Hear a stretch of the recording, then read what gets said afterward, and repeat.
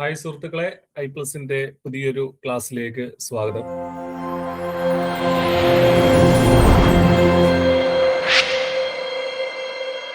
നമ്മൾ ഇന്ന് ഡിസ്കസ് ചെയ്യുന്നത് ഇൻഫർമേഷൻ സെക്യൂരിറ്റിയുമായി ബന്ധപ്പെട്ട കുറച്ച് ടോപ്പിക്കുകളും അതിന്റെ MCQകളും ഒക്കെയാണ്.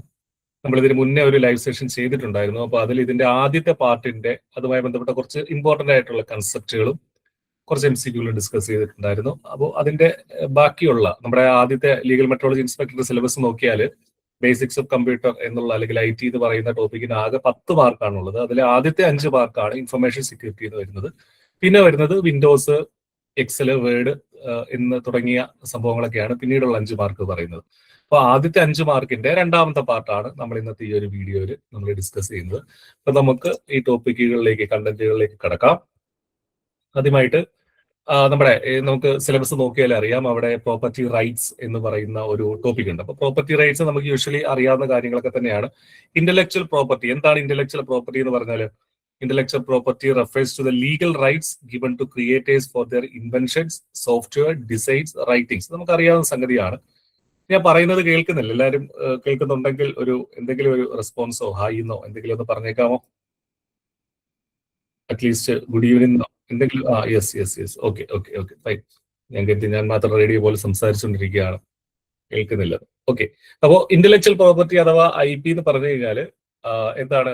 അവരുടെ ക്രിയേറ്റേഴ്സിന് അത് ഒന്നുകിൽ ഇൻവെൻഷൻസ് ആവാം, അല്ലെങ്കിൽ എന്തെങ്കിലും കണ്ടുപിടുത്തങ്ങൾ നടത്തിയതാകാം, അല്ലെങ്കിൽ ഏതെങ്കിലും സോഫ്റ്റ്വെയർ കണ്ടുപിടിച്ചതാകാം, അല്ലെങ്കിൽ നമ്മുടെ ക്രിയേഷൻസ് ആകാം. ഇപ്പൊ ഒരു പാട്ട് ഉണ്ടാക്കി അതിന്റെ ഒരു പ്രോപ്പർട്ടി റൈറ്റ്, ആ പാട്ടിന്റെ സംഗീത സംവിധായകന് അതിന്റെ ഒരു പ്രോപ്പർട്ടി റൈറ്റ് ഉണ്ട്. ഒരു സിനിമ ഉണ്ടാക്കി കഴിഞ്ഞാൽ ആ സിനിമയുടെ നിർമ്മാതാവിന് അതിന്റെ ഒരു പ്രോപ്പർട്ടി റൈറ്റ് ഉണ്ട്. അതിനുവേണ്ടി പണം മുടക്കിയ ആൾക്ക് അതിന്റെ പ്രോപ്പർട്ടി റൈറ്റ് ഉണ്ട്. അപ്പൊ അങ്ങനെ എന്തിന്റെയെങ്കിലും ഒരു ലീഗൽ റൈറ്റ്സ്, ലീഗലായിട്ടുള്ള റൈറ്റ്സ് ക്രിയേറ്റ് ചെയ്തതിനെയാണ് അല്ലെങ്കിൽ കിട്ടുന്നതിനാണ് ഇന്റലക്ച്വൽ പ്രോപ്പർട്ടി എന്ന് പറയുന്നത്.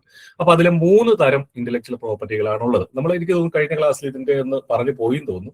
ഒന്നാമത്തത് കോപ്പി റൈറ്റ്, എല്ലാവർക്കും അറിയാമെന്ന് തോന്നുന്നു. ഇത് 3ഉം ഡിഫറെന്റ് ആണ്. ഇത് 3ഉം നമ്മൾ പഠിക്കേണ്ടതായിട്ടുണ്ട്. 3ഉം തമ്മിൽ ഡിഫറൻസ് ഉണ്ട്. നമ്മൾ പൊതുവെ പറയുമ്പോൾ copyright, patent, trademark എന്നൊക്കെ നമ്മൾ പൊതുവെ പറഞ്ഞു പോവെങ്കിലും കോപ്പി റൈറ്റ് എന്ന് പറഞ്ഞാൽ പ്രധാനമായിട്ടും ബുക്കുകൾ, സോഫ്റ്റ്വെയർസ്, മ്യൂസിക്, ഫിലിംസ്, അതിന്റെയൊക്കെ ഓണർഷിപ്പിനെയാണ് കോപ്പി റൈറ്റ് എന്ന് പറയാം. ഓക്കെ. ഉദാഹരണത്തിന് നമ്മളിപ്പോ ഇളയരാജയുടെ സംഗീതങ്ങൾ, അല്ലെങ്കിൽ അദ്ദേഹം സംഗീത സംവിധാനം ചെയ്തിട്ടുള്ള പാട്ടുകൾ മറ്റ് സിനിമകളിൽ ഉപയോഗിച്ച് കഴിഞ്ഞാൽ അദ്ദേഹം അതിനെതിരെ കേസ് കൊടുക്കുമെന്ന് പറയുന്നു, അല്ലെ? അപ്പൊ അത് ഈ കൂട്ടത്തിൽ ഏതിലാണ് വരുന്നത്? അത് പേറ്റന്റ് അല്ല, ട്രേഡ് മാർക്ക് അല്ല, കോപ്പി റൈറ്റ് ആണല്ലേ. കോപ്പി റൈറ്റിന്റെ അടിസ്ഥാനത്തിലാണ് അദ്ദേഹം ആ കേസ് കൊടുക്കുന്നത്. അപ്പൊ അത്തരം സംഗതികളെയാണ് കോപ്പി റൈറ്റ് എന്ന് പറയുന്നത്. ഇപ്പൊ സോഫ്റ്റ്വെയർ പ്രോഗ്രാമുകൾക്കൊക്കെ കോപ്പി റൈറ്റ് ആണുള്ളത്. ഇപ്പം നമ്മൾ ക്രാക്ഡ് വേർഷൻസ് ഒക്കെ പല സോഫ്റ്റ്വെയറുകളുടെയും അൺഎത്തിക്കലായിട്ട് യൂസ് ചെയ്യാറുണ്ട്, അല്ലെ? അപ്പൊ അതൊക്കെ കോപ്പി റൈറ്റ് പരിധിയിൽ വരുന്ന നിയമങ്ങളുടെ ലംഘനമാണ് അങ്ങനെ പറയുന്നത്. അപ്പൊ അതിനെയാണ് പ്രധാനമായിട്ടും ബുക്കുകൾ, സോഫ്റ്റ്വെയർ, ഇപ്പൊ ബുക്കുകളൊക്കെ ആരുടെയും അനുവാദമില്ലാതെ പബ്ലിഷ് ചെയ്യുന്നതൊക്കെ കോപ്പി റൈറ്റ് ആണ്, കോപ്പി റൈറ്റിന്റെ ലംഘനമാണ് എന്നാ നമ്മൾ പറയും. ഇപ്പൊ സിനിമയുടെ പൈറസി, അത് കോപ്പി റൈറ്റിന്റെ ലംഘനമാണ്. അതാണ് കോപ്പി റൈറ്റ്. പേറ്റന്റ് എന്ന് പറഞ്ഞാൽ എന്താ? പേറ്റന്റ് പ്രധാനമായിട്ടും ഇൻവെൻഷൻസ് ആണ്. ഇൻവെൻഷൻസ്, അതായത് കണ്ടുപിടുത്തങ്ങൾക്കാണ് പേറ്റന്റ് എന്ന് പറയുന്നത്. പുതിയ സാങ്കേതിക വിദ്യകൾക്കും പുതിയ കണ്ടുപിടുത്തങ്ങൾക്കൊക്കെയാണ് പേറ്റന്റ് എന്ന് പറയുന്നത്. ഈ ക്ലാസ് കേൾക്കുന്നതിൽ ആർക്കെങ്കിലും പേറ്റന്റ് ഉള്ള ആളുകളുണ്ടോ? പേറ്റന്റ് ഉള്ള ആളുകൾ ഉണ്ടെങ്കിൽ ഒരു യെസ് പറയണേ. കാരണം റിസർച്ച് ചെയ്യുന്ന ആളുകളെ സംബന്ധിച്ച്, ഇപ്പൊ PhD ഒക്കെ ചെയ്യുന്ന ആളുകളെ സംബന്ധിച്ച് അതിൽ ഒരു ഘട്ടം കഴിഞ്ഞാൽ അവർക്ക് വേണേൽ പേറ്റന്റിലേക്ക് എത്താനായിട്ട് സാധിക്കും. പ്രത്യേകിച്ചും സയൻസ് വിഷയങ്ങളിലൊക്കെ PhD ചെയ്യുന്ന ആളുകൾക്ക് പേറ്റന്റ് യൂഷ്വലി ഫയൽ ചെയ്യാറുണ്ട്, അവർക്ക് കിട്ടാറുണ്ട്. അപ്പൊ അങ്ങനെ ആരെങ്കിലും ഉണ്ടെങ്കിൽ ഒന്ന് മെസ്സേജ് ചെയ്യുക. ആരും ഇല്ലാന്ന് തോന്നുന്നു. അപ്പൊ പേറ്റന്റ് എന്ന് പറഞ്ഞാൽ അതാണ്. അപ്പോൾ എന്താണ് പേറ്റന്റ് എന്ന് പറഞ്ഞാൽ? നമ്മളൊരു പർട്ടിക്കുലർ ആരോ ഹാൻഡ് റൈസ് ചെയ്ത് ഒരു മെസ്സേജ് ഇട്ടേക്കണേ, ആരാണ് ഉള്ളതെന്നുള്ളത്. ക്രിസ്റ്റീന ആന്റണി ഹാൻഡ് റൈസ് ചെയ്തു, വിജേഷ് ഹാൻഡ് റൈസ് ചെയ്തു. നിങ്ങൾക്ക് പേറ്റന്റ് ഉണ്ടെന്ന് കരുതുകയാണ്. ഓക്കെ. എനിവേ, നമ്മൾ ഒരു കണ്ടുപിടുത്തം നടത്തി കഴിഞ്ഞാൽ അതിന്റെ നമ്മളാണ് കണ്ടുപിടുത്തം നടത്തിയെന്നും അതിന്റെ റൈറ്റ്സ് നമുക്കാണെന്നും നമ്മൾ അവകാശപ്പെടുന്ന സംഗതിനെയാണ് പേറ്റന്റ്. അപ്പൊ പേറ്റന്റ് പ്രധാനമായിട്ട് നിങ്ങൾ പഠിക്കേണ്ടത് ടെക്നോളജികളുമായിട്ടും ഇൻവെൻഷൻസുമായിട്ടും ചേർത്ത് വെച്ചിട്ടാണ് പേറ്റന്റ് എന്ന് പറയുക. അതിനെ കോപ്പി റൈറ്റ് എന്നല്ല, ട്രേഡ് മാർക്ക് എന്നല്ല, പേറ്റന്റ് എന്നാണ് പറയുക. പ്രധാനമായിട്ടും നമ്മൾ പഠിക്കേണ്ടത് ഇന്ത്യയിൽ 20 വർഷമാണ് പേറ്റന്റിന്റെ വാലിഡിറ്റി. ആ ഒരു പോയിന്റ് ജസ്റ്റ് ഒന്ന് നോട്ട് ചെയ്ത് വെച്ചേക്കാം. ചിലപ്പോൾ ചോദിച്ചേക്കാം, ഉറപ്പില്ല. പക്ഷെ സ്റ്റിൽ ഇന്ത്യയിൽ 20 വർഷമാണ് പേറ്റന്റിന്റെ വാലിഡിറ്റി. അത് from the date of filing. അതാണ് ശ്രദ്ധിക്കേണ്ട കാര്യം. നമ്മളിപ്പോ ഒരു സംഗതി കണ്ടുപിടിച്ചെന്ന് വിചാരിച്ചോ, ആ കണ്ടുപിടിച്ച സംഗതിക്ക് വേണ്ടി നമ്മൾ ആദ്യം പേറ്റന്റ് ഫയൽ ചെയ്യും. അതിന്റെ അതോറിറ്റിയിൽ. അപ്പൊ അവരെന്നിട്ട് അത് കുറെ സ്റ്റെപ്പുകളുണ്ട്, കുറെ ഡ്യൂറേഷൻ ഉണ്ട്. അങ്ങനെ എളുപ്പമൊന്നും പേറ്റന്റ് കിട്ടില്ല. അവർ കുറെ വെരിഫിക്കേഷൻസ് നടത്തും, കുറെ തവണ അതുമായി ബന്ധപ്പെട്ട ഡിസ്കഷൻസ് ഉണ്ടാവും. അതൊക്കെ കഴിഞ്ഞ് ചിലപ്പോൾ ഒരു വർഷമൊക്കെ കഴിഞ്ഞിട്ടാവും നമുക്ക് പേറ്റന്റ് അവാർഡ് ചെയ്യുന്നത്. പക്ഷെ 20 വർഷം തീരുമാനിക്കുന്നത് പേറ്റന്റ് എപ്പോൾ നമ്മൾ ഫയൽ ചെയ്തോ ആ സമയം മുതലുള്ള 20 വർഷമാണ് നമുക്ക് പേറ്റന്റ് പീരീഡ് ആയിട്ട് നമ്മൾ പറയുക. അത് കഴിഞ്ഞാൽ പിന്നെ മറ്റൊരാൾക്ക് ആ പ്രോപ്പർട്ടി, ആ ടെക്നോളജി അല്ലെങ്കിൽ ആ ഐഡിയ എടുത്ത് ഉപയോഗിക്കാൻ സാധിക്കും. മൂന്നാമതാണ് ട്രേഡ് മാർക്ക്. ട്രേഡ് മാർക്ക് നമ്മൾ അറിയാവുന്നത് പോലെ ബ്രാൻഡുകളുമായിട്ട് ചേർന്നിട്ടാണ് ട്രേഡ് മാർക്കുകൾ ഉള്ളത്.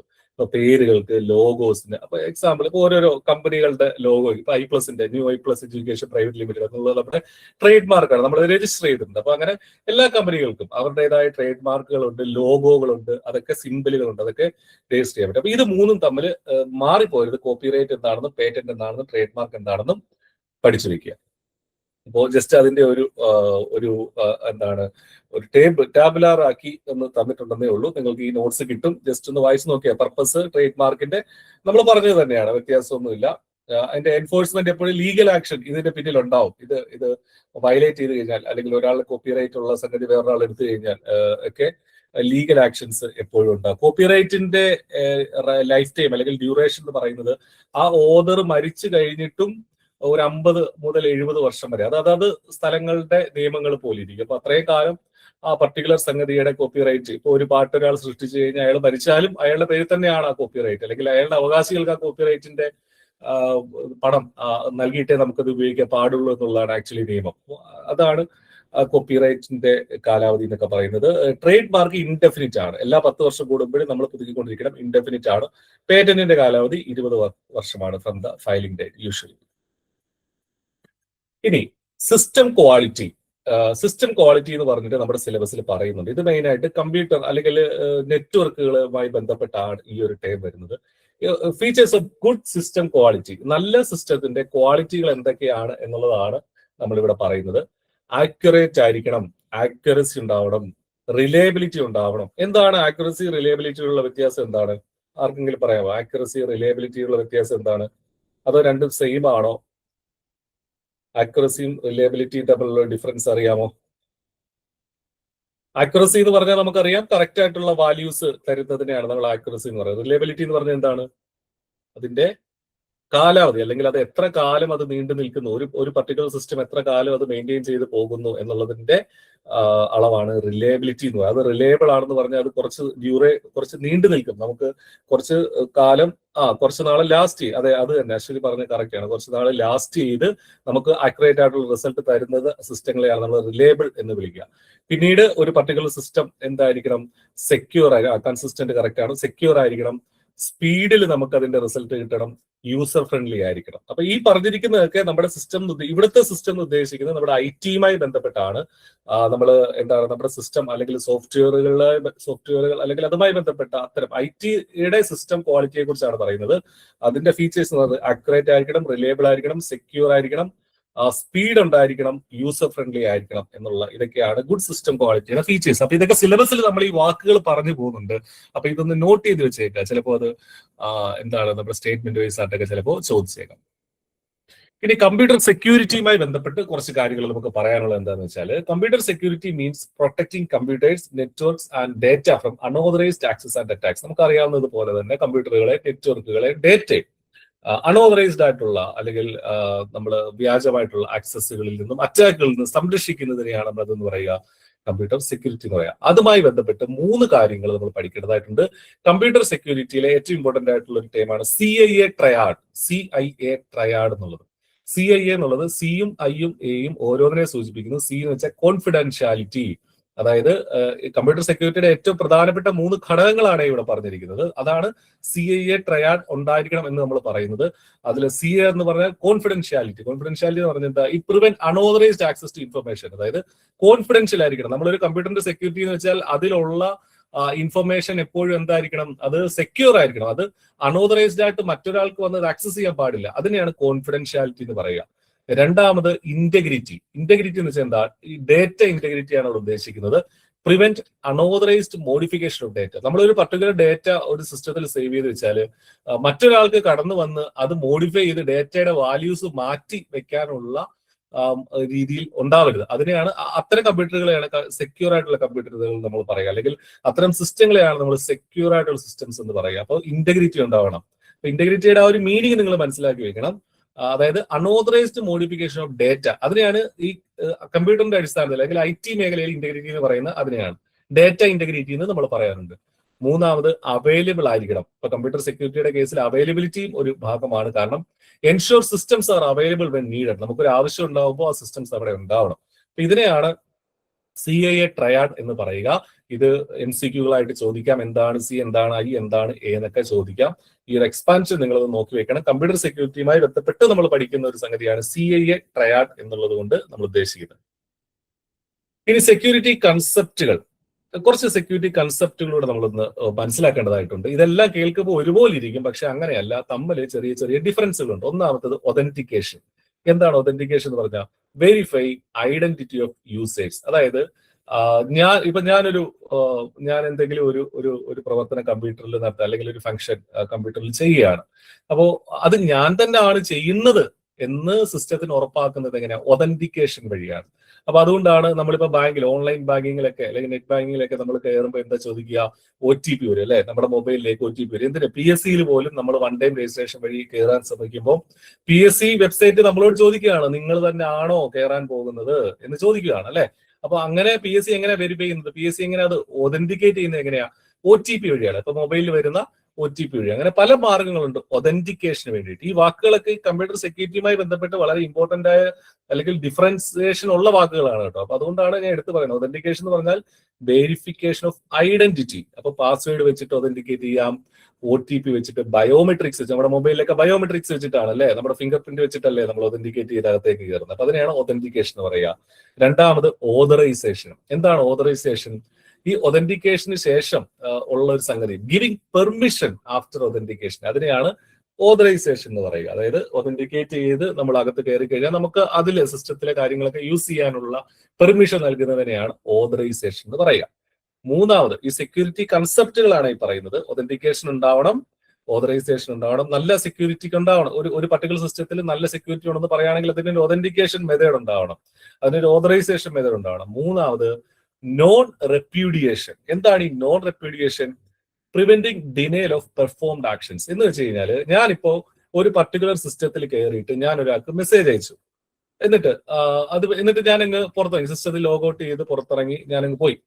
അതിനുശേഷം ഈ മെസ്സേജ് ലഭിച്ച ആള് പറയുകയാണ്, ഞാൻ ഇപ്പൊ നിതിൻ എന്ന് പറയുന്ന ആള് എനിക്കൊരു മെസ്സേജ് അയച്ചിട്ടുണ്ട്, എനിക്ക് അങ്ങനെ മെസ്സേജ് അയക്കാൻ പാടില്ലായിരുന്നു, അയാൾ അങ്ങനെ മെസ്സേജ് അയക്കാൻ പാടില്ല. അപ്പൊ ഞാൻ എന്ത് ചെയ്യാണ്? ഞാനിങ്ങനെ നിഷേധിക്കുകയാണ്.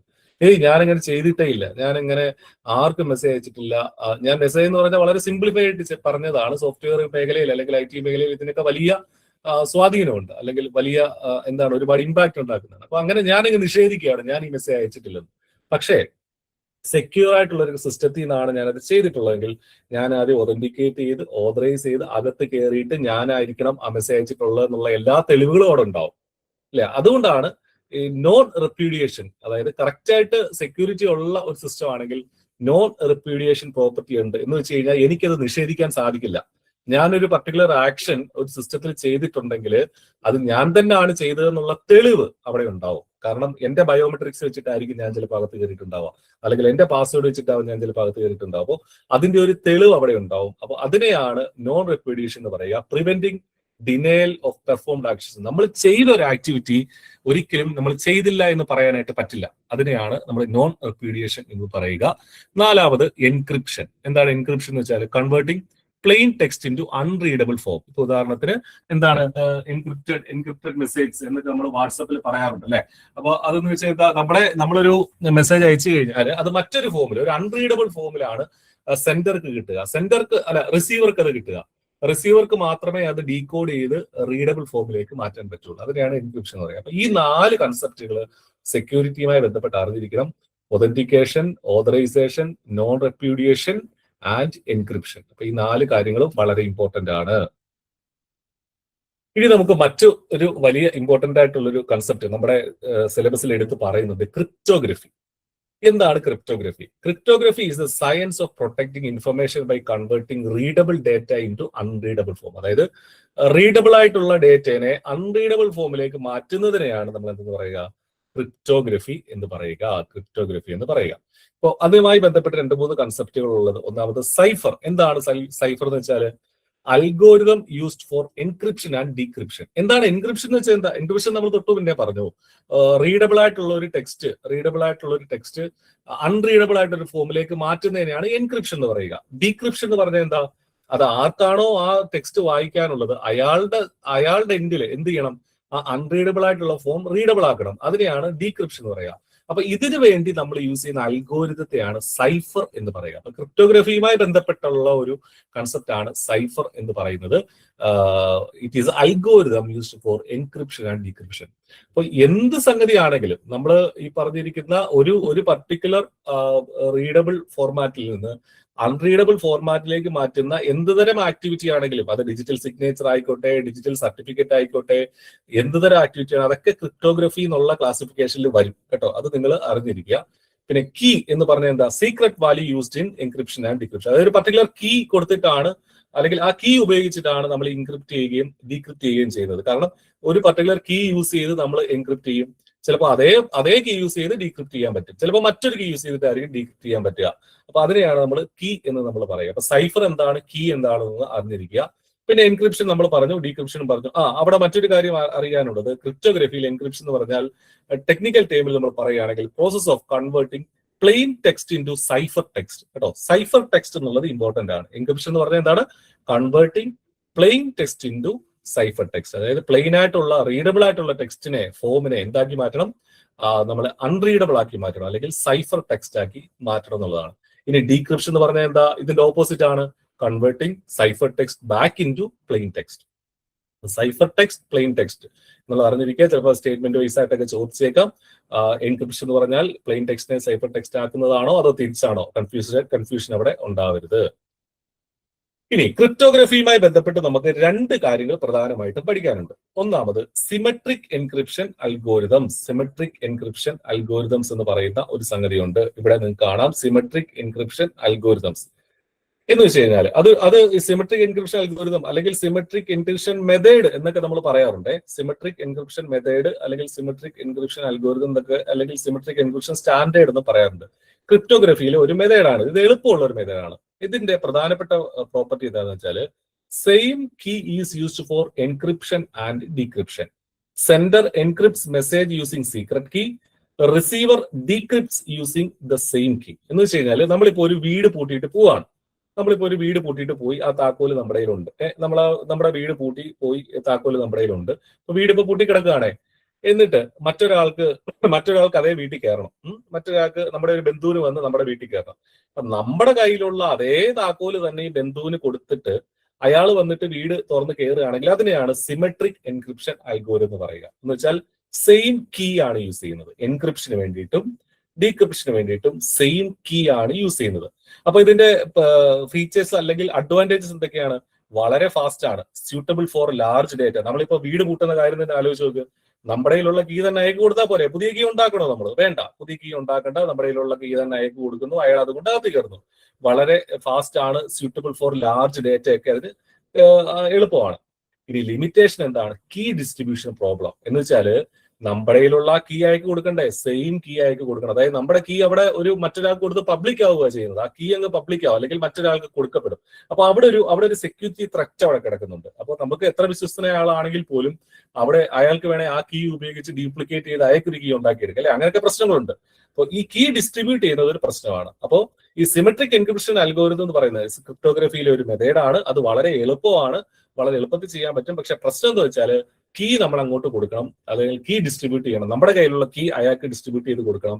അപ്പോൾ അത് അത്ര സെക്യൂർ അല്ല. അതിന്റെ എക്സാമ്പിൾ എന്തൊക്കെയാണെന്ന് വെച്ചാൽ, എങ്ങനെയാണ് ഇത് ചെയ്യുന്നത് എന്നുള്ളത്, ഏതൊക്കെ സ്റ്റാൻഡേർഡ് ആണ് സിമെട്രിക് എൻക്രിപ്ഷന് വേണ്ടി യൂസ് ചെയ്യുന്നതെന്ന് ചോദിച്ചാൽ, DES, AES, ബ്ലോഫിഷ്, ഈ 3 സ്റ്റാൻഡേർഡുകൾ യൂസ് ചെയ്യാറുണ്ട്. DES എന്ന് വെച്ചാൽ ഡേറ്റ എൻക്രിപ്ഷൻ സ്റ്റാൻഡേർഡ്, AES എന്ന് വെച്ചാൽ അഡ്വാൻസ്ഡ് എൻക്രിപ്ഷൻ സ്റ്റാൻഡേർഡ്, ബ്ലോഫിഷ് എന്ന് പറഞ്ഞാൽ വളരെ ഫാസ്റ്റ് ആയിട്ടുള്ള ഒരു എൻക്രിപ്ഷൻ അൽഗോരിതം എന്നേ ഉള്ളൂ. അപ്പൊ ഈ DES-ന്റെ AES-ന്റെ ഫുൾ ഫോം നിങ്ങളൊന്ന് നോട്ട് ചെയ്ത് വെക്കണം. ക്രിപ്റ്റോഗ്രഫിയുമായി ബന്ധപ്പെട്ട് ഇമ്പോർട്ടന്റ് ആയ ഒരു കൺസെപ്റ്റ് ആണ് ഈ പറഞ്ഞിരിക്കുന്നത്. അവിടെ ഈ സിമെട്രിക് എൻക്രിപ്ഷൻ നടത്തുന്ന ഒരു മെത്തേഡാണ് അല്ലെങ്കിൽ ഒരു സ്റ്റാൻഡേർഡിനെയാണ് നമ്മൾ DES എന്ന് പറയുക, അല്ലെങ്കിൽ ഡേറ്റ എൻക്രിപ്ഷൻ സ്റ്റാൻഡേർഡ് എന്ന് പറയുക. അത് പണ്ടായിരുന്നു അങ്ങനെ യൂസ് ചെയ്തുകൊണ്ടിരുന്നത്. ഇപ്പോൾ അത് AES ആണ് യൂസ് ചെയ്യുക. AESന്റെ ഫുൾ ഫോം എന്താണ്? Advanced encryption standard. ഇപ്പൊ AES വെച്ചിട്ടാണ് നമ്മൾ ഈ സിമെട്രിക് എൻക്രിപ്ഷൻ നടത്താറുള്ളത്. മൂന്നാമത് ബ്ലോഫിഷ്. അപ്പൊ ഇത് മൂന്നും ഈ സിമെട്രിക് എൻക്രിപ്ഷൻ അൽഗോരിതത്തിന്റെ എക്സാമ്പിൾ ആണെന്നുള്ളത് പഠിച്ചു വയ്ക്കുക, ഇമ്പോർട്ടന്റ് ആണ്, നോട്ട് ചെയ്ത് വെക്കണം. അപ്പൊ സിമെട്രിക് എൻക്രിപ്ഷൻ ഇതാണ്. ഇതിന്റെ രണ്ടാമത്തെ രീതിയാണ് അസിമെട്രിക് എൻക്രിപ്ഷൻ. അപ്പൊ അതെന്തായിരിക്കും അസിമെട്രിക് എൻക്രിപ്ഷൻ എന്ന് വെച്ചാൽ different keys are used. Different keys are used, അതായത് പബ്ലിക് കീ, പ്രൈവറ്റ് കീ എന്ന് പറഞ്ഞ് രണ്ട് തരം കീകളുണ്ട്. അതിനെയാണ് അസിമെട്രിക് എൻക്രിപ്ഷൻ എന്ന് പറയുക. ഉദാഹരണത്തിന് നമ്മൾ നമ്മുടെ വീട് പൂട്ടി ഇറങ്ങി, നമ്മൾ നമ്മുടെ കയ്യിലുള്ള താക്കോല് ഈ രണ്ടാമത് കയറാൻ ആഗ്രഹിക്കുന്നയാളുടെ കൊടുക്കുന്നില്ല, അയാളുടെ വേറെ താക്കോലുണ്ട്, അയാൾക്കിൻ്റെതായ ഒരു താക്കോൽ അയാൾക്കുണ്ട്, അപ്പൊ അയാൾ ആ താക്കോൽ ഉപയോഗിച്ച് അയാൾ കയറുന്നു. അപ്പോൾ ഡിഫറെന്റ് കീ യൂസ് ചെയ്യുന്നതിനെയാണ് നമ്മൾ അസിമെട്രിക് എൻക്രിപ്ഷൻ എന്ന് പറയുക. ഇത് കുറച്ചും കൂടെ സെക്യൂർ ആണ്. അപ്പൊ ഇവിടെ എങ്ങനെ സംഭവിക്കുക? Sender encrypts using receiver's public key, അതായത് റിസീവറിന്റെ പബ്ലിക് കീ ഉപയോഗിച്ച്, റിസീവറിന്റെ ഒരു പബ്ലിക് കീ നമ്മുടെയൊക്കെ കയ്യിലുണ്ട്, അത് വെച്ചിട്ട് അയാൾ എന്ത് ചെയ്യും? സെൻഡർ എൻക്രിപ്റ്റ് ചെയ്യും മെസ്സേജ്. റിസീവർ എന്നിട്ട് ഡീക്രിപ്റ്റ് ചെയ്യുന്നത് അയാളുടെ കയ്യിൽ മാത്രമുള്ള ഒരു പ്രൈവറ്റ് കീ ഉപയോഗിച്ചിട്ടാണ്. അപ്പൊ രണ്ട് തരം കീകൾ ഇവിടെ ഉണ്ട്. പബ്ലിക് കീ ഉണ്ട്, പ്രൈവറ്റ് കീ ഉണ്ട്. അപ്പൊ സെൻഡർ പബ്ലിക് കീ വെച്ച് എൻക്രിപ്റ്റ് ചെയ്യും, റിസീവർ പ്രൈവറ്റ് കീ വെച്ച് ഡീക്രിപ്റ്റ് ചെയ്യും. അതാണ് ഇവിടുത്തെ പരിപാടി എന്ന് പറഞ്ഞാൽ. അപ്പൊ ഇതിന്റെ അഡ്വാൻറ്റേജ് എന്താ? ബെറ്റർ സെക്യൂരിറ്റി, വളരെ കുറച്ചും കൂടെ സെക്യൂർ ആണ്. നമ്മൾ കീ കൈമാറുന്നില്ല. സോൾസ് കീ ഡിസ്ട്രിബ്യൂഷൻ പ്രോബ്ലം, അതായത് നേരത്തെ പറഞ്ഞതുപോലെ കഴിഞ്ഞ സിമെട്രിക് എൻക്രിപ്ഷനിലുള്ള പ്രശ്നം പോലെ കീ ഇവിടെ ഡിസ്ട്രിബ്യൂട്ട് ചെയ്യേണ്ട ആവശ്യമില്ല. ഡിസഡ്വാൻറ്റേജ് എന്താണ്? Slower than symmetric encryption. Symmetric എൻക്രിപ്ഷനേക്കാളും വളരെ സ്ലോ ആണ്. ഇതിന്റെ എക്സാമ്പിൾ, അതായത് അസിമെട്രിക് എൻക്രിപ്ഷൻ അൽഗോരിതത്തിന്റെ എക്സാമ്പിൾ ആണ് RSA ECC. ഇതിൽ RSAയുടെ ഫുൾ ഫോം എന്ന് പറഞ്ഞാൽ ഇത് കണ്ടുപിടിച്ച 3 പേരുണ്ട്, അവരുടെ 3 പേരുടെയും പേര് ഒരുമിച്ച് ചേർത്തിട്ടാണ് RSA എന്ന് പറഞ്ഞിരിക്കുന്നത്. ECCയുടെ full form elliptic curve cryptography എന്ന് നമ്മൾ പറയാറുണ്ട്. അപ്പോൾ നമ്മുടെ സിമെട്രിക് എൻക്രിപ്ഷന്റെ എക്സാമ്പിൾ ഏതൊക്കെയായിരുന്നു? DESഉം AESഉം ബ്ലോഫിഷും. അസിമെട്രിക് എൻക്രിപ്ഷന്റെ എക്സാമ്പിൾ ഏതൊക്കെയാണ്? RSAയും ECCയും. അപ്പൊ ഇത് ഇമ്പോർട്ടന്റ് ആണ്, ക്രിപ്റ്റോഗ്രഫിയുമായി ബന്ധപ്പെട്ട് നോട്ട് ചെയ്ത് വെച്ചേക്കുക. ഇടയ്ക്കിടയ്ക്ക് ഒന്ന് നിങ്ങൾ എടുത്ത് നോക്കിയത് മറക്കത്തൊന്നുമില്ല, എന്ന് കിട്ടും. ഇനി ക്രിപ്റ്റോഗ്രഫിയുമായി ബന്ധപ്പെട്ട് മറ്റൊരു ഇത് ഈ രണ്ടെണ്ണം, അതായത് സിമെട്രിക് എൻക്രിപ്ഷനും അസിമെട്രിക് എൻക്രിപ്ഷൻ എന്ന് പറഞ്ഞാൽ ക്രിപ്റ്റോഗ്രഫിയുടെ രണ്ട് മെത്തേഡുകളാണ്. ഇനി ക്രിപ്റ്റോഗ്രഫിയുടെ ക്ലാസിഫിക്കേഷനിൽ വരുന്ന മറ്റൊരു ഫംഗ്ഷനാണ് ഹാഷ് ഫംഗ്ഷൻസ്. ഇവിടെ എന്താ ചെയ്യുക?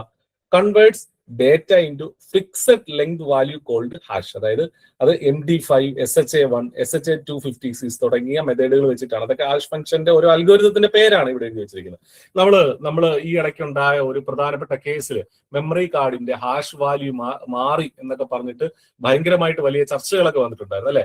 അപ്പോൾ നമ്മുടെ നടിയെ ആക്രമിച്ച കേസുമായി ബന്ധപ്പെട്ട് ഇതാണ് ഈ സംഗതി. അതായത് ഒരു പർട്ടിക്കുലർ മെമ്മറി കാർഡ് അല്ലെങ്കിൽ ഒരു പർട്ടിക്കുലർ ഇൻസ്ട്രുമെന്റ് അല്ലെങ്കിൽ പർട്ടിക്കുലർ സോഫ്റ്റ്വെയർ നമ്മളൊരു ഹാഷ് വാല്യൂ അസൈൻ ചെയ്ത് കഴിഞ്ഞാൽ അത് പിന്നെ ചേഞ്ച് ചെയ്യാനായിട്ട് വളരെ ബുദ്ധിമുട്ടാണ്. അത് ചേഞ്ച് ആയാൽ അതിന്റെ അർത്ഥം അത് അതിനകത്ത് കയറി അല്ലെങ്കിൽ അത് യൂസ് ചെയ്തിട്ടുണ്ട് എന്നുള്ളതാണ് അതിന്റെ അർത്ഥം എന്ന് പറയുന്നത്. അപ്പോൾ converts data into fixed length value, അതിനെയാണ് ഹാഷ് ഫംഗ്ഷൻ അല്ലെങ്കിൽ ഹാഷ് എന്ന് പറയുക. ഇതും ക്രിപ്റ്റോഗ്രഫിയുടെ ഒരു മെത്തേഡ് ആണ് കേട്ടോ. ഇതും ക്രിപ്റ്റോഗ്രഫിയുടെ ഒരു മെത്തേഡ് തന്നെയാണ് എന്നുള്ളത് മനസ്സിലാക്കുക.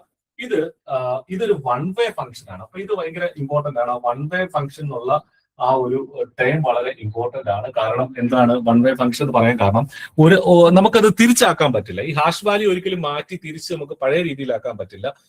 ഒറിജിനൽ ഡേറ്റ അത്ര എളുപ്പം നമുക്ക് ചേഞ്ച് ചെയ്യാൻ പറ്റില്ല. അപ്പോൾ ചെറിയ ചേഞ്ച് എന്തെങ്കിലും നമ്മുടെ ഡേറ്റയിൽ എന്തെങ്കിലും മാറ്റം വരുത്തി കഴിഞ്ഞാൽ ഹാഷ് വാല്യൂ ഭയങ്കരമായിട്ട് മാറും. അതായത് ഹാഷ് അസൈൻ ചെയ്യുന്നത് ഒരു വൺ വേ ഫംഗ്ഷൻ ആണ്. നമുക്ക് ഈ ഹാഷ് വാല്യൂ ഒരു തവണ ഹാഷ് വാല്യൂ അസൈൻ ചെയ്താൽ അതില്ലാതുള്ള രീതി നമുക്ക് ആക്കാൻ പറ്റില്ല. അത് ഒന്നാമത്തെ കാര്യം. രണ്ടാമത് നമ്മൾ ഈ ഡേറ്റയിൽ എന്തെങ്കിലും ചേഞ്ച് വരുത്തി കഴിഞ്ഞാൽ ഹാഷ് വാല്യൂ ഭയങ്കരമായിട്ട് മാറും. അതാണ് ഇതിന്റെ ഫീച്ചേഴ്സ് എന്ന് പറഞ്ഞാൽ. അപ്പോൾ വൺ വേ ഫംഗ്ഷൻ ആണ് എന്നുള്ളത് അറിഞ്ഞിരിക്കുക. ഇതിന്റെ യൂസേജ് എന്താണെന്ന് വെച്ചാൽ പാസ്വേഡ് സ്റ്റോർ ചെയ്യാൻ, പാസ്വേഡ് ഒക്കെ നമുക്ക് ഹാഷ് വാല്യൂ ആയിട്ട് കൺവേർട്ട് ചെയ്യാം. ഡിജിറ്റൽ സിഗ്നേച്ചർ വർക്ക് ചെയ്യുന്നത് തന്നെ ഹാഷ് വാല്യൂ ആയിട്ട് തന്നെയാണ്. പിന്നെ ഇന്റഗ്രിറ്റി ചെക്കിങ്, അതായത് ഡേറ്റ ഇന്റഗ്രിറ്റിയുടെ ചെക്കിങ്, ഡേറ്റ മാറിയിട്ടുണ്ടോ എന്നുള്ള കാര്യങ്ങളൊക്കെ ഇവിടെ നമുക്ക് അറിയാനായിട്ട് സാധിക്കും. അപ്പോൾ ഈ കാര്യങ്ങൾ ശ്രദ്ധിക്കുക. അപ്പൊ ഇതാണ് ഹാഷ് വാല്യൂയുമായി ബന്ധപ്പെട്ട് നമുക്ക് പറയാനുള്ളത്. അടുത്തതാണ് ഡിജിറ്റൽ സിഗ്നേച്ചർ. അപ്പൊ ഡിജിറ്റൽ സിഗ്നേച്ചറും ശരിക്കും ക്രിപ്റ്റോഗ്രഫിയുമായി ബന്ധപ്പെട്ട ഒരു ഒരു അതിന്റെ ക്ലാസിഫിക്കേഷൻ, അതിന്റെ കുടക്കീഴിൽ വരുന്ന ഒരു സംഗതിയാണ് ഈ ഡിജിറ്റൽ സിഗ്നേച്ചർ എന്നും പറയുന്നത്. It is use to verify authenticity, data integrity and non repudiation. നമ്മൾ നേരത്തെ പറഞ്ഞതുപോലെ ഒരാളുടെ ഡിജിറ്റൽ, നമ്മൾ ഫിസിക്കലി ഒപ്പിടുന്നതിന് പകരം നമ്മൾ ഡിജിറ്റൽ സിഗ്നേച്ചർ എന്ന് വെച്ചാൽ എന്താ, നമ്മളിൽ ഒപ്പിട്ടിട്ട് നമ്മൾ എന്താണ് അതിന്റെ ഫോട്ടോ എടുത്ത് പതിപ്പിക്കുന്നതിനെയാണോ ഡിജിറ്റൽ സിഗ്നേച്ചർ എന്ന് പറയുന്നത്? നിങ്ങൾ കണ്ടിട്ടുണ്ടോ ഡിജിറ്റൽ സിഗ്നേച്ചർ ആരെങ്കിലും ഒക്കെ? ഡിജിറ്റൽ സിഗ്നേച്ചർ എന്ന് പറഞ്ഞാൽ അതല്ല കേട്ടോ, നമ്മൾ ഒപ്പിട്ടിട്ട് അതിന്റെ സ്കാൻ ചെയ്ത സാധനത്തെ അല്ല ഡിജിറ്റൽ സിഗ്നേച്ചർ എന്ന് പറയുന്നത്. നമ്മുടേതായ ഒരു ഹാഷ് വാല്യൂ വെച്ചിട്ടുള്ള അതിനൊക്കെ കണ്ടിട്ടുണ്ടോ പറയുന്നു. നമ്മൾ പല കേസിൽ നമുക്ക് ഡിജിറ്റൽ സിഗ്നേച്ചർ വേണ്ടി വരും. ഇപ്പൊ ഗവൺമെന്റ് ഉദ്യോഗസ്ഥരാണെങ്കിൽ അവർക്ക് വേണ്ടി വരും. അപ്പോൾ അങ്ങനെയുള്ള ആളുകൾക്കൊക്കെ ഡിജിറ്റൽ സിഗ്നേച്ചർ വേണം. എന്ന് വെച്ച് കഴിഞ്ഞാൽ നമ്മുടെ ഒരു പർട്ടിക്കുലർ ഐഡന്റിറ്റിയെ ഒരു പർട്ടിക്കുലർ ഹാഷ് വാല്യൂ വെച്ചിട്ട് നോൺ ക്രീമി ലെയറിലൊക്കെ അതിന്റെ ആവശ്യമുണ്ട് അല്ലെ. ഓക്കെ, അപ്പൊ നമ്മുടെ ഒരു പർട്ടിക്കുലർ ഐഡന്റിറ്റിയെ ഹാഷ് വാല്യൂ ആക്കി മാറ്റി ഒരു പെൻഡ്രൈവിലാക്കിയായിരിക്കും ഡിജിറ്റൽ സിഗ്നേച്ചർ തരിക.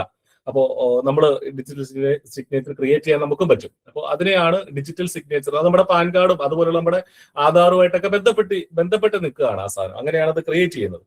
അപ്പോൾ അതിനെയാണ് ഒതന്റിസിറ്റിയാണ്, നമ്മൾ തന്നെയാണ് അത് ചെയ്തിട്ടുള്ളത്, ഡേറ്റ മാറിയിട്ടില്ല, നോൺ റിപ്പീഡിയേഷൻ, അതായത് നമുക്കതിൽ ഉത്തരവാദിത്വം ഉണ്ട് എന്നുള്ളതിനൊക്കെയാണ് ഡിജിറ്റൽ സിഗ്നേച്ചർ ക്രിയേറ്റ് പറയുന്നത്. അതിന്റെ സാങ്കത്യം എങ്ങനെയാ വർക്ക് ചെയ്യുന്നതെന്ന് വെച്ചാൽ അത് ഹാഷ് ചെയ്തിട്ടാണ്. നമ്മളൊരു പർട്ടിക്കുലർ ഡിജിറ്റൽ സിഗ്നേച്ചർ എന്ന് പറഞ്ഞാൽ അത് ഹാഷ് ചെയ്യും. ആദ്യം ഞാൻ നേരത്തെ പറഞ്ഞതുപോലെ ഹാഷിങ് നടത്തും, ഹാഷ് ഫംഗ്ഷൻ ആക്കി മാറ്റും.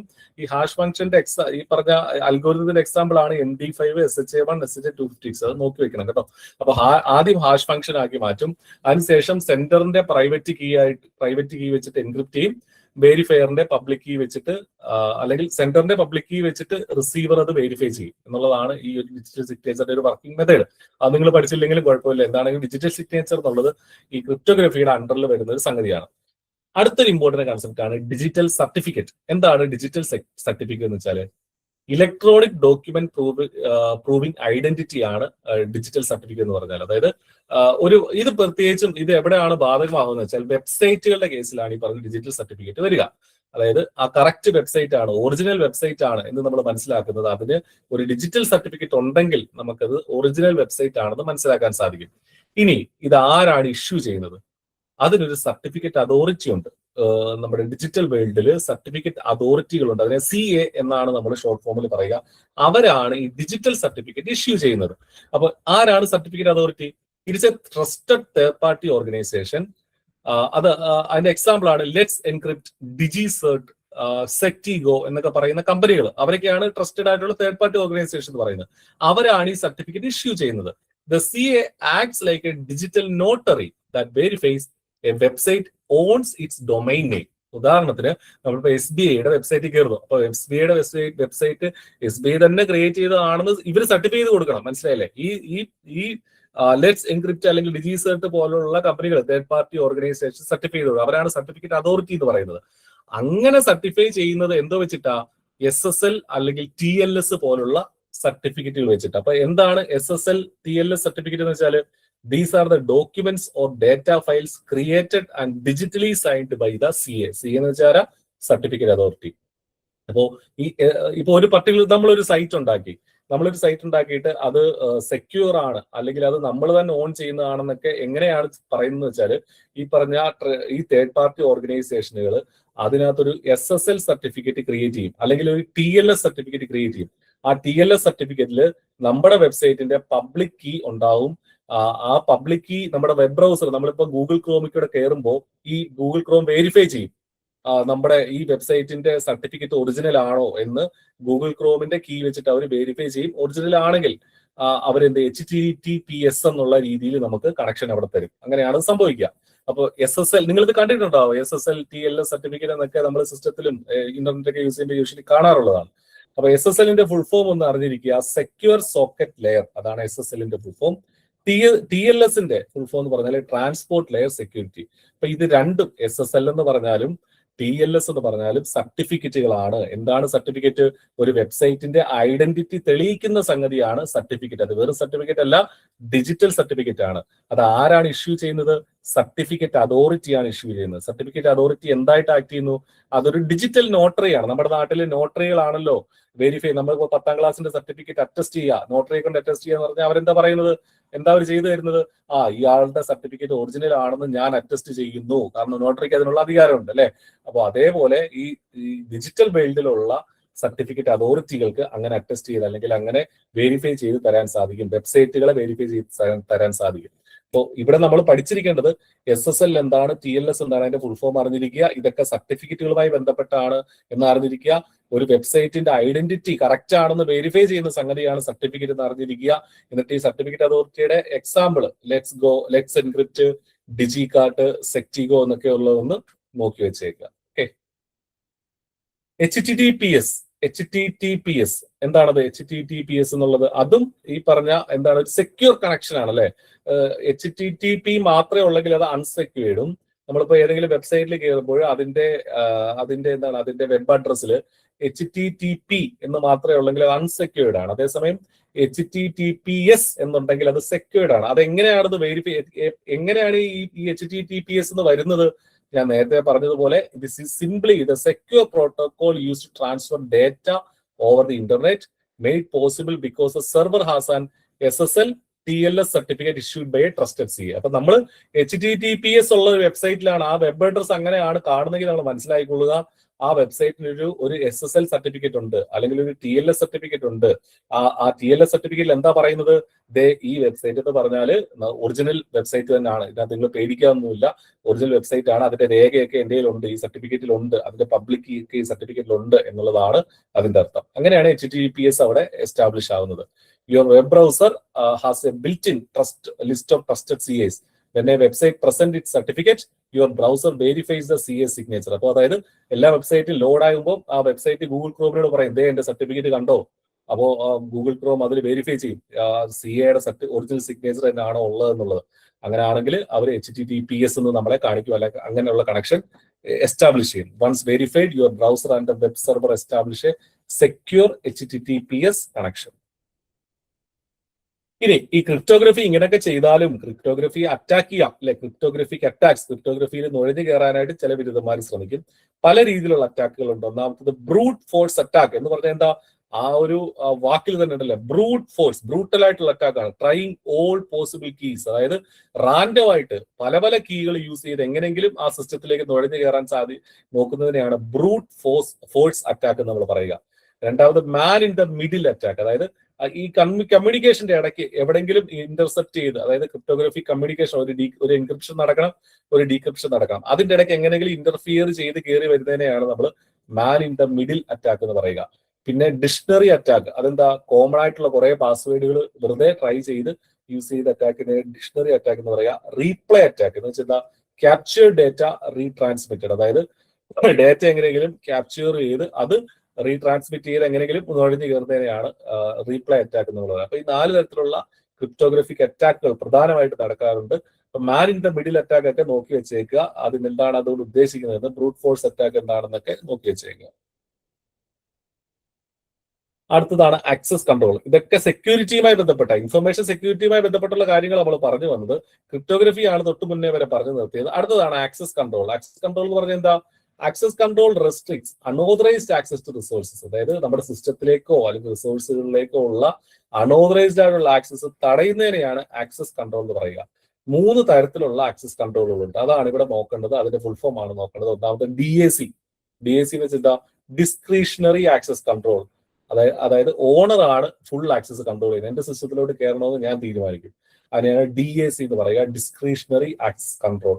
രണ്ടാമത് MAC, മാൻഡേറ്ററി ആക്സസ് കൺട്രോൾ എന്ന് വെച്ചാൽ എന്താ?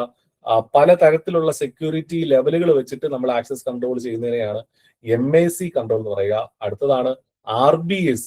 RBAC എന്ന് വെച്ചാൽ റോൾ ബേസ്ഡ് ആക്സസ് കൺട്രോൾ, അതായത് access based on user role. ഇപ്പൊ ഉദാഹരണത്തിന് ഒരു പർട്ടിക്കുലർ കമ്പനിയിൽ പല പല ലെവലിലുള്ള ആളുകളുണ്ട്. മാനേജർ ഉണ്ട്, മാനേജറെ താഴെ മറ്റു കുറെ ആളുകളുണ്ട്, പലതരം സ്റ്റാഫുകളുണ്ട്. അപ്പൊ ഓരോരുത്തർക്കും കയറാൻ പറ്റുന്ന ആക്സസ് ഉള്ള തരം ആ ലെവൽ വരെ ആക്സസ്, ഇപ്പൊ പർട്ടിക്കുലർ സിസ്റ്റം ആണെങ്കിൽ പോലും ഓരോരുത്തർക്ക് പോകാൻ ഒരറ്റം വരെ പോകാൻ പറ്റും. അതിനപ്പുറത്തേക്കുള്ള ഡേറ്റ അവർക്ക് കാണാൻ പറ്റുന്നുണ്ടാവില്ല. അതേസമയം മാനേജർക്ക് കുറച്ചുകൂടെ ഡേറ്റ കാണാം.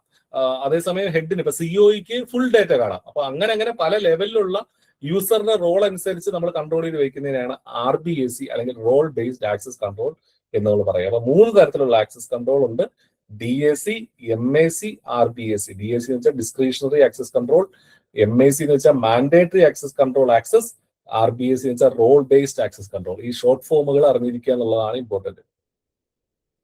ഇനി മാൽവെയറുകളെ കുറിച്ച് നമ്മൾ മുന്നോട്ട് പോകുമ്പോൾ ഇനിയും പഠിക്കും. എങ്കിലും ഷോർട്ടായിട്ട് നമ്മൾ പറയുകയാണെങ്കിൽ വൈറസ് എങ്ങനെയാണ് അറ്റാക്ക് ചെയ്യുന്നത്? Attaches to files. അപ്പോൾ വൈറസിന്റെ പ്രത്യേകത എന്താണ്? ഏതെങ്കിലും ഒരു ഫയലിന്റെ കൂടെയാണ് വൈറസ് കയറി വരുന്നത്. നമ്മളിപ്പോൾ ഉദാഹരണത്തിന് ഒരു സിനിമ എവിടെന്നെങ്കിലും ഡൗൺലോഡ് ചെയ്യുന്നു, ആ സിനിമയുടെ ഫയൽ, ആ MP4 ഫയലിന്റെ കൂടെ വൈറസ് കയറി വന്ന് നമ്മുടെ സിസ്റ്റത്തെ ഇൻഫെക്ട് ചെയ്യാം. അതാണ് വൈറസ്. വോം എന്ന് പറഞ്ഞാൽ എന്താണ്? It spreads automatically through networks. അതിന് ഫയലോ ഒന്നും വേണ്ട, അതിന് ആരും വേണ്ട. അത് തന്നെ ഒരു പർട്ടിക്കുലർ പ്രോഗ്രാം ആയിട്ട് നെറ്റ്വർക്കുകളിലൂടെ ഓട്ടോമാറ്റിക്കായിട്ട് സ്പ്രെഡ് ചെയ്തുകൊണ്ടേയിരിക്കും. അതിനെയാണ് വോം എന്ന് പറയുക. ട്രോജൻ ഹോഴ്സ് എന്ന് പറഞ്ഞാൽ എന്താ? Appears genuine but harmful. നമുക്ക് തോന്നും ഇവൻ കൊള്ളാലോ, ഇവൻ ഒറിജിനൽ ആണല്ലോ എന്ന് തോന്നും, പക്ഷെ അങ്ങനെയല്ല, അവൻ വളരെ ഹാംഫുൾ ആയിരിക്കും. അതാണ് ട്രോജൻ ഹോഴ്സ് എന്ന് പറയുക. സ്പൈവെയർ എന്ന് വെച്ചാൽ കളക്ട്സ് യൂസർ ഇൻഫർമേഷൻ സീക്രട്ട്ലി. ആരും അറിയാതെ, സ്പൈ എന്ന് വെച്ചാൽ ചാരൻ, ആരും അറിയാതെ നമ്മുടെ സിസ്റ്റത്തിൽ നുഴഞ്ഞു കയറി നമ്മുടെ ഇൻഫർമേഷൻ, നമ്മുടെ പാസ്വേഡുകളൊക്കെ കരസ്ഥമാക്കുകയാണെങ്കിൽ അതിനെയാണ് സ്പൈവെയർ എന്ന് പറയുക. റാൻസം വെയർ എന്ന് പറഞ്ഞാൽ ലോക്സ് ഫയൽസ് ആൻഡ് ഡിമാൻഡ്സ് മണി. നമ്മുടെ സിസ്റ്റത്തിൽ കയറി നമ്മുടെ ഫുള്ള് എന്താണ് കമ്പോണന്റ് ഒക്കെ ലോക്ക് ചെയ്ത ശേഷം നമ്മളോട് പിന്നീട് വിളിച്ച് കാശ് ആവശ്യപ്പെടും. നിങ്ങൾ പൈസ തന്നെങ്കിൽ മാത്രമേ ഈ ഫയൽ ഓപ്പൺ ആക്കി തരുള്ളൂ എന്നുള്ള രീതിയിലൊക്കെ ഉള്ള അതിനെയാണ് നമ്മൾ റാൻസം വെയർ എന്ന്. റാൻസം എന്ന് വെച്ചാൽ അതാണല്ലോ മോചനദ്രവ്യം എന്ന റാൻസത്തിന്റെ അർത്ഥം. അപ്പൊ റാൻസം വെയർ എന്ന് വെച്ചാൽ അതാണ്. അപ്പോൾ ഈ വൈറസും വോമും തമ്മിലുള്ള ഡിഫറൻസ് ഒക്കെ അറിഞ്ഞിരിക്കുക. ട്രോജൻ ഹോഴ്സ് എന്താണെന്നൊന്ന് അറിഞ്ഞിരിക്കുക. അപ്പൊ ഇതൊക്കെ കുറച്ച് ഡീറ്റെയിൽഡ് ആയിട്ട് അടുത്ത മൊഡ്യൂളുകളിൽ നമ്മൾ പഠിക്കുക. മറ്റൊരു പ്രധാനപ്പെട്ട കൺസെപ്റ്റാണ് ഡിനൈൽ ഓഫ് സർവീസ്. ഇതൊക്കെ സെക്യൂരിറ്റിയുമായി ബന്ധപ്പെട്ട സംഗതികളാണ് കേട്ടോ, അതുകൊണ്ടാണ് ഇത് പറയുന്നത്. ഡിനൈൽ ഓഫ് സർവീസ് എന്ന് വെച്ചാൽ DOS, denial service attack makes service unavailable. അതായത് നമ്മുടെ സിസ്റ്റത്തിൽ നമ്മളൊരു പർട്ടിക്കുലർ ഒരു വെബ്സൈറ്റ് എന്തെങ്കിലുമൊക്കെ സേവനം നൽകുന്ന വെബ്സൈറ്റ് ആയിരിക്കും, പക്ഷേ ഈ ഡിനൈൽ ഓഫ് സർവീസ് അറ്റാക്ക് വന്നു കഴിഞ്ഞാൽ ആ സേവനം പിന്നെ അവർക്ക് തരാനായിട്ട് പറ്റില്ല. വെറും DOS എന്ന് വെച്ചാൽ സിംഗിൾ സിസ്റ്റം അറ്റാക്ക്. DDoS എന്ന് വെച്ചാൽ ഡിസ്ട്രിബ്യൂട്ടഡ് ഡിനൈൽ ഓഫ് സർവീസ് എന്ന് വെച്ചാൽ മൾട്ടിപ്പിൾ സിസ്റ്റംസ് അറ്റാക്ക് സൈമൾട്ടേനിയസ്ലി. പല സിസ്റ്റങ്ങൾ ഒരുമിച്ച് അറ്റാക്ക് ചെയ്യുന്നതിനെയാണ്, ഒരു പർട്ടിക്കുലർ വെബ്സൈറ്റിൽ അറ്റാക്ക് ചെയ്യുന്നതിനാണ് ഡിസ്ട്രിബ്യൂട്ടഡ് DOS എന്ന് നമ്മൾ പറയുക. അതായത് പാരലായിട്ട് ഇപ്പോൾ ഒരു പർട്ടിക്കുലർ കമ്പനിക്ക് ഒരു സിസ്റ്റം ഉണ്ട്, അത് വർക്കായില്ലെങ്കിൽ മറ്റൊരു വെബ്സൈറ്റ് ഉണ്ട്, അല്ലെങ്കിൽ മറ്റൊരു സിസ്റ്റം ഉണ്ട്. അപ്പൊ രണ്ടിനെയും അറ്റാക്ക് ചെയ്യുകയാണെങ്കിൽ അതിനെ നമ്മൾ ഡിസ്ട്രിബ്യൂട്ടഡ് DOS എന്ന് നമ്മൾ പറയും. ഇതിന്റെയൊക്കെ എഫക്ട് എന്താ പറയുക? സെർവർ ക്രാഷ് ആവും, നെറ്റ്വർക്ക് സ്ലോ ആവും. അപ്പൊ അങ്ങനെയുള്ള കാര്യങ്ങളൊക്കെയാണ് ഡിനൈൽ ഓഫ് സർവീസ് കൊണ്ട് വരുന്നത്. അപ്പൊ DOS എന്ന് കേട്ട് കഴിഞ്ഞാൽ എന്താണെന്ന് അറിയിക്കണം, DDoS എന്ന് കേട്ടാലും എന്താണെന്ന് നിങ്ങൾക്ക് പറയാൻ അറിയണം. ഇനി മറ്റൊരു കൺസെപ്റ്റാണ് ഇൻട്രൂഷൻ ഡിറ്റക്ഷൻ. അപ്പോൾ IDS എന്നുള്ളതിന്റെ ഫുൾ ഫോം ഇപ്പോഴും അറിഞ്ഞിരിക്കുക. സെക്യൂരിറ്റിയുമായി ബന്ധപ്പെട്ട IDS എന്ന് വെച്ചാൽ ഇൻട്രൂഷൻ ഡിറ്റക്ഷൻ സിസ്റ്റം. അതിനെയാണ് നമ്മൾ IDS എന്ന് പറയുക. It detects suspicious activities. അതായത് നമ്മുടെ സിസ്റ്റത്തിൽ നമ്മൾക്ക് IDS ഉണ്ടെങ്കിൽ, അല്ലെങ്കിൽ ഇൻട്രൂഷൻ ഡിറ്റക്ഷൻ സിസ്റ്റം ഉണ്ടെങ്കിൽ, എന്തെങ്കിലും സസ്പീഷ്യസ് ആയിട്ടുള്ള ഒരു ഫയൽ വരികയാണ്, അല്ലെങ്കിൽ നമ്മൾ തന്നെ സസ്പീഷ്യസ് ആയിട്ടുള്ള എന്തെങ്കിലും ആക്ടിവിറ്റി ചെയ്യുകയാണ്, അത് ഉടനെ ഡിറ്റക്ട് ചെയ്യുന്നത്, നിങ്ങൾ ഇത് ചെയ്യുന്നു എന്നുള്ളത്, നിങ്ങൾ ഇങ്ങനെ ഒരു ഫയൽ വന്നിട്ടുണ്ട് എന്ന് ഡിറ്റക്ട് ചെയ്യുന്നതിനാണ് ഇൻട്രൂഷൻ ഡിറ്റക്ഷൻ സിസ്റ്റം. ആ വാക്കിൽ തന്നെ ഉണ്ട്. ഇൻട്രൂഡർ അല്ലെങ്കിൽ കടന്നു കയറാൻ ശ്രമിക്കുന്ന ആളുകളെ ഡിറ്റക്ട് ചെയ്യുന്ന ആളാണ് ഇൻട്രൂഷൻ ഡിറ്റക്ഷൻ സിസ്റ്റം അല്ലെങ്കിൽ IDS എന്ന് പറയുക. അപ്പൊ സെക്യൂരിറ്റിയുമായി ബന്ധപ്പെട്ട IDS എന്നൊരു ടേം കണ്ടാൽ അതിന്റെ full form intrusion detection system ആണെന്ന് അറിഞ്ഞിരിക്കണം. പലതരത്തിലുള്ള IDS ഉണ്ട്, നെറ്റ്വർക്ക് IDS ഉണ്ട്, ഹോസ്റ്റ് IDS ഉണ്ട്. അപ്പോൾ അതൊക്കെ അതിന്റെ എക്സാമ്പിൾസ് ആണ്. അപ്പൊ ഇതിന്റെ ഫംഗ്ഷൻ എന്താണ്? ട്രാഫിക് മോണിറ്റർ ചെയ്യുക, അതായത് നെറ്റ്വർക്കിന്റെ ട്രാഫിക് മോണിറ്റർ ചെയ്യുക. ഡിറ്റക്ടിങ് അറ്റാക്ക്, ഇപ്പൊ നെറ്റ്വർക്കിൽ നിന്ന് എന്തെങ്കിലുമൊക്കെ വൈറസ് കയറി വരികയാണെങ്കിൽ അത്തരം അറ്റാക്കുകളെ ഡിറ്റക്ട് ചെയ്യുക. അലേർട്ട് ജനറേഷൻ, ഇതൊരു അലേർട്ട് പെട്ടെന്ന് ഇത് ഇങ്ങനെ ഒരു സംഭവം ഉണ്ടെന്ന് കമ്പനിയിൽ അറിയിക്കുക. ഇതൊക്കെ എവിടെയാണ് ഇതൊക്കെ ആവശ്യം വരുന്നത് വെച്ചാൽ നമ്മുടെ പോലുള്ള പാവങ്ങളുടെ സിസ്റ്റത്തിലൊന്നും അല്ല. ഇതൊക്കെ വലിയ IT കമ്പനികളിലും അല്ലെങ്കിൽ അതുമായി ബന്ധപ്പെട്ടുള്ള വലിയ, ഇപ്പോ നിങ്ങളിപ്പോ ഇത് പഠിച്ചു കയറി ഇപ്പൊ ലീഗൽ മെട്രോളജിയിൽ നിങ്ങൾ ജോലി കയറി, അപ്പോൾ ലീഗൽ മെട്രോളജിയുടെ സിസ്റ്റം ഉണ്ടാവും. അവർക്ക് ഇൻബിൽറ്റ് ആയിട്ട് ഇൻഹൗസ് ആയിട്ട് പ്രവർത്തിക്കുന്ന സിസ്റ്റം ഉണ്ട്. അതിൽ പല ഡോക്യുമെന്റ്, പല ഡേറ്റ ഉണ്ടാവും. അപ്പൊ അതിലൊക്കെ നുഴഞ്ഞു കയറാൻ ശ്രമിക്കുമ്പോഴാണ് ഇതിന്റെയൊക്കെ ആവശ്യം വരിക, IDS ഒക്കെ ആവശ്യം വരിക. അപ്പൊ ഈ ഫുൾ ഫോം ആണ് ഇവിടെ പ്രത്യേകിച്ചും അറിഞ്ഞിരിക്കേണ്ടത്. ഇതിന്റെ ഫങ്ഷൻസ് നോക്കി വെക്കണം. ഇനി സിലബസിൽ പറയുന്ന മറ്റൊരു കൺസെപ്റ്റ് ആണ് ഓപ്പറേറ്റിംഗ് സിസ്റ്റം വൾനറബിലിറ്റീസ്. എന്താണ് വൾനറബിലിറ്റീസ് എന്ന് പറയുന്നത്? കഴിഞ്ഞ ക്ലാസ്സിൽ നമ്മൾ വൾനറബിലിറ്റീസിനെ കുറിച്ച് സംസാരിച്ചിട്ടുണ്ടായിരുന്നു. കഴിഞ്ഞ ക്ലാസ്സിലാണോ അത് നമ്മുടെ PVQ ഡിസ്കഷനിൽ നമ്മൾ പറഞ്ഞിട്ടുണ്ടായിരുന്നു. അപ്പോൾ വൾനറബിലിറ്റീസ് എന്ന് വെച്ചാൽ ഒരു പർട്ടിക്കുലർ സിസ്റ്റത്തിൽ ഉണ്ടാകാൻ സാധ്യതയുള്ള അതിന്റെ സെക്യൂരിറ്റി കോംപ്രമൈസിനെയാണ് നമ്മൾ വൾണറബിലിറ്റീസ് എന്ന് പറയുക. ഇപ്പൊ വിൻഡോസ് ഓപ്പറേറ്റിംഗ് സിസ്റ്റം ആണെങ്കിൽ ഏതൊക്കെയാണ് പ്രധാനമായിട്ടുള്ള വൾണറബിലിറ്റീസ് ചോദിച്ചാൽ മാൽവെയർ അറ്റാക്കുകൾ ഉണ്ടാവും. എന്താണ് മാൽവെയർ? നമ്മൾ നേരത്തെ പറഞ്ഞത് വൈറസ്, ട്രോജൻ ഹോഴ്സ്, വോം, അതൊക്കെയാണ് മാൽവെയറുകൾ. മാൽവെയറുകൾ കൊണ്ട് അറ്റാക്ക് ചെയ്യുന്നതാണ് വിൻഡോസിനെ സംബന്ധിച്ച് ഏറ്റവും വലിയൊരു വൾണറബിലിറ്റി എന്ന് പറയുന്നത്. രണ്ടാമത് വീക്ക് പാസ്വേഡ് ഇഷ്യൂസ്. മൂന്നാമത് അൺപാച്ച്ഡ് സോഫ്റ്റ്വെയർ, അതായത് കറക്റ്റ് ആയിട്ടുള്ള നമ്മൾ ക്രാക്ക് ചെയ്തിട്ടുള്ള സോഫ്റ്റ്വെയർ ഒക്കെയാണ് യൂസ് ചെയ്യുന്നതെങ്കിൽ അതുവഴിയൊക്കെ വൈറസ് അല്ലെങ്കിൽ മാൽവെയറുകൾ കടന്നു വരാം. പാസ്വേഡ് കറക്റ്റ് ആയിട്ടല്ല സെറ്റ് ചെയ്യുന്നതെങ്കിൽ അതുവഴി അതൊരു വൾണറബിലിറ്റി ആണ്. കഴിഞ്ഞ തവണത്തെ PYQ ഉണ്ടായിരുന്നു, വൾണറബിലിറ്റി ഏതാണ് ത്രെറ്റ് ഏതാണെന്നുള്ള ഡിസ്റ്റിങ്വിഷ് ചെയ്യാനുള്ള ഒരു സംഗതി ഉണ്ടായിരുന്നു. അപ്പൊ ത്രെറ്റ്, വൾണറബിലിറ്റി എന്ന് പറഞ്ഞാൽ മനസ്സിലാക്കുക, malware attacks, weak password issues, unpatch software ഒക്കെ വൾണറബിലിറ്റി ആണ് എന്നുള്ള കാര്യം മനസ്സിലാക്കുക. അല്ലെങ്കിൽ അവിടെ ഒരു വൾണറബിലിറ്റി എന്ന് വെച്ചാൽ എന്താ, അവിടെ അതുവഴി നുഴഞ്ഞു കയറാൻ ഒരു സാധ്യത അവിടെ ഓപ്പൺ ആണ് എന്നുള്ളതാണ്. അതിനെതിരെ കൗണ്ടർ മെഷേഴ്സ് എന്തൊക്കെ എടുക്കാം? റെഗുലർ ആയിട്ടുള്ള അപ്ഡേറ്റുകൾ. ഇപ്പൊ വിൻഡോസ് ഒക്കെ ഒറിജിനൽ ആണെങ്കിൽ എപ്പോഴും നമ്മൾ അപ്ഡേറ്റ് ചെയ്ത് പോകണം. എങ്കിൽ മാത്രമേ നമുക്ക് അപ് ടു ഡേറ്റ് ആയിട്ടുള്ള വൈറസുകളെ ചെറുക്കാനൊക്കെ നമുക്ക് സാധിക്കുള്ളൂ. ആന്റി വൈറസ് സോഫ്റ്റ്വെയറുകൾ യൂസ് ചെയ്യാം, സ്ട്രോങ് ആയിട്ടുള്ള പാസ്വേഡുകൾ യൂസ് ചെയ്യുക. അതൊക്കെ കൗണ്ടർ മെഷേഴ്സ് ആണ്.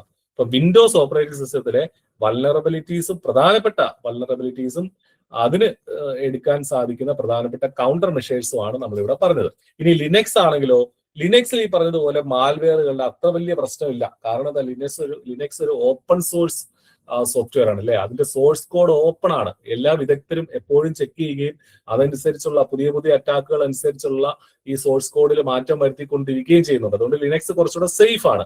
പക്ഷെ എങ്കിലും ലിനക്സിൽ വൾണറബിലിറ്റീസ് ഉണ്ട്. ഏതൊക്കെയാണത്? Misconfigured permissions. അപ്പൊ നമ്മൾ കൊടുക്കുന്ന പെർമിഷൻസ് കറക്റ്റ് അല്ലെങ്കിൽ അതൊരു വൾണറബിലിറ്റി ആണ്. Weak root password. അപ്പൊ അതിന്റെ പാസ്വേഡുകൾ, ആ സിസ്റ്റത്തിന്റെ റൂട്ട് പാസ്വേഡ് ഒക്കെ വീക്ക് ആണെങ്കിൽ അതൊരു വൾണറബിലിറ്റി ആണ്. അൺസെക്യൂർഡ് സർവീസസ് ഒക്കെ അൺസെക്യൂർഡ് ആണെങ്കിലും അതൊരു വൾണറബിലിറ്റി. അപ്പൊ ലിനക്സ് കമ്പാരിറ്റീവ്ലി വിൻഡോസിനെ ബന്ധപ്പെട്ട് വിൻഡോസുമായി ചേർത്ത് പറയുകയാണെങ്കിൽ കുറച്ചുകൂടെ സേഫ് ആണ്. മാൽവെയർ അറ്റാക്കിൽ നിന്നൊക്കെ സേഫ് ആണ്. കാരണം ഓപ്പൺ സോഴ്സ് ആണ് സംഗതി, പെയ്ഡ് അല്ല എന്നുള്ളത് കൊണ്ടൊക്കെ അത് കുറച്ചും കൂടെ എന്താണ്, സേഫ് ആണ്. കൗണ്ടർ മെഷേഴ്സ് എന്തൊക്കെയാണ്? Proper permissions, firewall configuration, regular patch updates. ഇതൊക്കെ ലിനക്സിന്റെ നമുക്ക് എടുക്കാൻ സാധിക്കുന്ന കൗണ്ടർ മെഷേഴ്സ് ആണ്. അപ്പൊ ലിനക്സിലും വൾണറബിലിറ്റീസ് ഉണ്ട്. ഇതൊക്കെയാണ് എന്നുള്ളത് അറിഞ്ഞിരിക്കുക. ഇനി നമ്മൾ നേരത്തെ പറഞ്ഞു സൈബർ സെക്യൂരിറ്റിയിലെ കോമൺ ആയിട്ടുള്ള കൗണ്ടർ മെഷേഴ്സ് എന്തൊക്കെയാണ്. നമ്മൾ വിൻഡോസിലും ലിനക്സിലും അത് പറഞ്ഞു. സൈബർ സെക്യൂരിറ്റി മൊത്തത്തിൽ പറയുകയാണെങ്കിൽ ആന്റിവൈറസ് സോഫ്റ്റ്വെയറുകൾ യൂസ് ചെയ്യുക, ഫയർവാൾ എന്ന് വെച്ചാൽ എന്താ, ഈ നെറ്റ്വർക്കിൽ നിന്നുള്ള എന്താണ് ഈ വൈറസ് ഒക്കെ വരുന്നതിനെ പ്രിവെന്റ് ചെയ്യുന്നതിനെയാണ് ഫയർവാൾ എന്ന് നമ്മൾ പറയുക, ഫയർവാൾ പ്രോഗ്രാംസ് എന്ന് നമ്മൾ പറയുക. അപ്പോൾ അത് യൂസ് ചെയ്യാം. എൻക്രിപ്ഷൻ, നമ്മൾ ഡയറക്റ്റ് ആയിട്ട് ടെക്സ്റ്റ് അതേപോലെ പോവാതെ എൻക്രിപ്റ്റ് ചെയ്തുള്ള രീതിയിൽ വിടാം. റെഗുലർ ആയിട്ടുള്ള ബാക്കപ്പുകൾ നിങ്ങൾക്ക് കൊടുക്കാം. കാരണം ഏത് സമയവും ഏത് സിസ്റ്റവും വേണമെങ്കിൽ നശിച്ചു പോകാം. അപ്പൊ ബാക്കപ്പ് ചെയ്ത് നമ്മുടെ ക്ലൗഡിൽ ബാക്കപ്പ് ഉണ്ടെങ്കിൽ ഡേറ്റ ഒരിക്കലും നഷ്ടമായില്ല. അതിനെയാണ് ബാക്കപ്പ് എന്ന് പറയുക. പാസ്വേഡ് സ്ട്രോങ് ആക്കാം.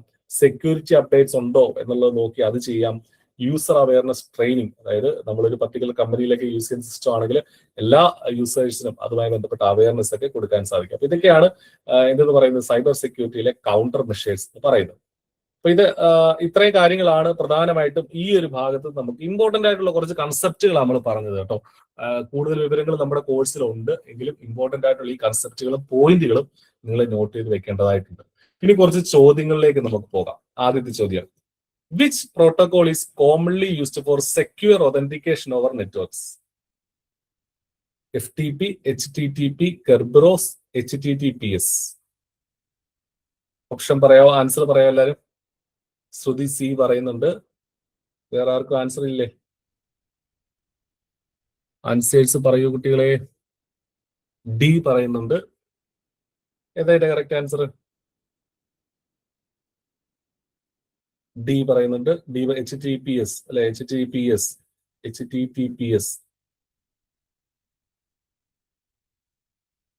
എന്നാൽ ഇതിന്റെ കറക്റ്റ് ആൻസർ ഓപ്ഷൻ സി ആണ്, ഓപ്ഷൻ ഡി അല്ല. നമ്മൾ നേരത്തെ ഏതോ ടെസ്റ്റ്, നമ്മളേതോ ടെസ്റ്റിൽ അസസ്മെന്റ് ടെസ്റ്റിൽ നമ്മൾ ഇട്ടിട്ടുണ്ട്. അതായത് ഇവിടെ ചോദ്യം എന്താണെന്ന് വെച്ചാൽ which protocol is commonly used for secure authentication over networks. അതായത് ഈ HTTPS എന്നുള്ളത് സെക്യൂർ കമ്മ്യൂണിക്കേഷൻ ആണ്. അതായത് നെറ്റ്വർക്കുകൾ തമ്മിൽ, അല്ലെങ്കിൽ നമ്മളൊരു വെബ്സൈറ്റിൽ പോകുമ്പോൾ അതിന്റെ സെക്യൂർ ആയിട്ടുള്ള കമ്മ്യൂണിക്കേഷന്റെ പ്രോട്ടോകോൾ ആണ് ഈ എന്തെന്ന് പറയുന്നത് HTTPS എന്ന് പറയുന്നത്. കെർബറോസ് എന്ന് പറയുന്നതാണ് ആക്ച്വലി ഒതന്റിക്കേഷന്റെ പ്രോട്ടോകോൾ. അത് നിങ്ങളിത് നമ്മൾ പഠിച്ചിട്ടുണ്ടാവില്ല, അതുകൊണ്ടാണ് നിങ്ങൾക്ക് തെറ്റിപ്പോകുന്നത്. അതായത് ഈ ഒതന്റിക്കേഷന്റെ സെക്യൂർ ആയിട്ടുള്ള പ്രോട്ടോകോൾ കെർബറോസ് ആണ് എന്നുള്ളത് മനസ്സിലാക്കുക. കെർബറോസ് is A network authentication protocol designed specifically four secure authentication over insecure networks. അപ്പോൾ നമ്മൾ നേരത്തെ പറഞ്ഞു ഒതന്റിക്കേഷൻ എന്ന് പറയുന്നതും ഈ പറഞ്ഞ ഓതറൈസേഷൻ എന്ന് പറയുന്നതൊക്കെ തമ്മിൽ ഒരുപാട് ഡിഫറൻസ് ഉണ്ട്. അപ്പൊ അതുകൊണ്ട് തന്നെ സെക്യൂർ ആയിട്ടുള്ള ഒതന്റിക്കേഷന്റെ ഒരു പ്രോട്ടോകോൾ ആണ് കെർബറോസ് എന്ന് പറയുന്നത്. അപ്പൊ അതുകൊണ്ട് അതാണ് ഇവിടെ ആൻസർ വരുന്നത്. അതേസമയം സെക്യൂർ ആയിട്ടുള്ള കമ്മ്യൂണിക്കേഷൻ എന്നായിരുന്നു ചോദ്യത്തിലെങ്കിൽ ഒതന്റിക്കേഷന് പകരം സെക്യൂർ കമ്മ്യൂണിക്കേഷനോ സെക്യൂർ കണക്ഷനോ, സെക്യൂർ കണക്ഷൻ എന്ന് പറഞ്ഞായിരുന്നെങ്കിൽ പോലും ഇവിടെ ആൻസർ HTTPS വന്നേനെ. ഇവിടെ ഒതന്റിക്കേഷൻ എന്ന് പറഞ്ഞതുകൊണ്ട് മാത്രമാണ് കെർബറോസ് ആൻസർ ആയിട്ട് വന്നത്. അപ്പൊ അത് ശ്രദ്ധിക്കുക കേട്ടോ. സിമ്പിൾ ആയിട്ടുള്ള ചോദ്യമാണ്. The CIA triad stands for control, integrity, access, confidentiality, integrity, availability, communication, information, authentication, cyber internet access. ഏതാണ്? നമ്മളിപ്പോ പഠിച്ചതാണല്ലോ. ഓപ്ഷൻ ബി എല്ലാവരും കറക്റ്റ് ആണ് പറയുന്നത്.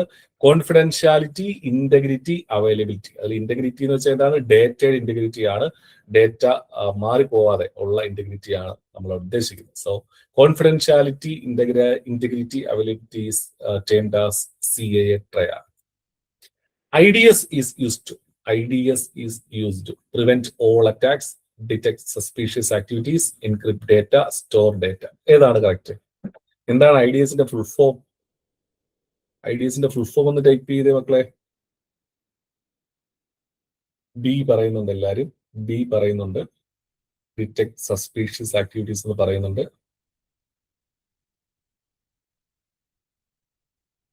എന്താ IDSന്റെ full form? Intrusion detection system അല്ലെ? Intrusion detection. അപ്പൊ കറക്റ്റ് ആണ്. Option B is the correct answer. Option B. Detect ചെയ്യാണ്, ആ വാക്കിൽ തന്നെയുണ്ട്. ഇൻട്രൂഷൻ ഡിറ്റക്ഷൻ സിസ്റ്റം, IDS സെക്യൂരിറ്റിയുമായി ബന്ധപ്പെട്ട് നമ്മൾ പറയുന്ന ഒരു കൺസെപ്റ്റ് ആണ് IDS അല്ലെങ്കിൽ ഇൻട്രൂഷൻ ഡിറ്റക്ഷൻ സിസ്റ്റം എന്ന് പറയുന്നത്. നാലാമത് ചോദ്യം. A virus differs from a worm because virus spreads automatically. Worm requires host file. Virus requires host file. Worm cannot spread. ഏതാ എന്റെ കറക്റ്റ് ആൻസർ?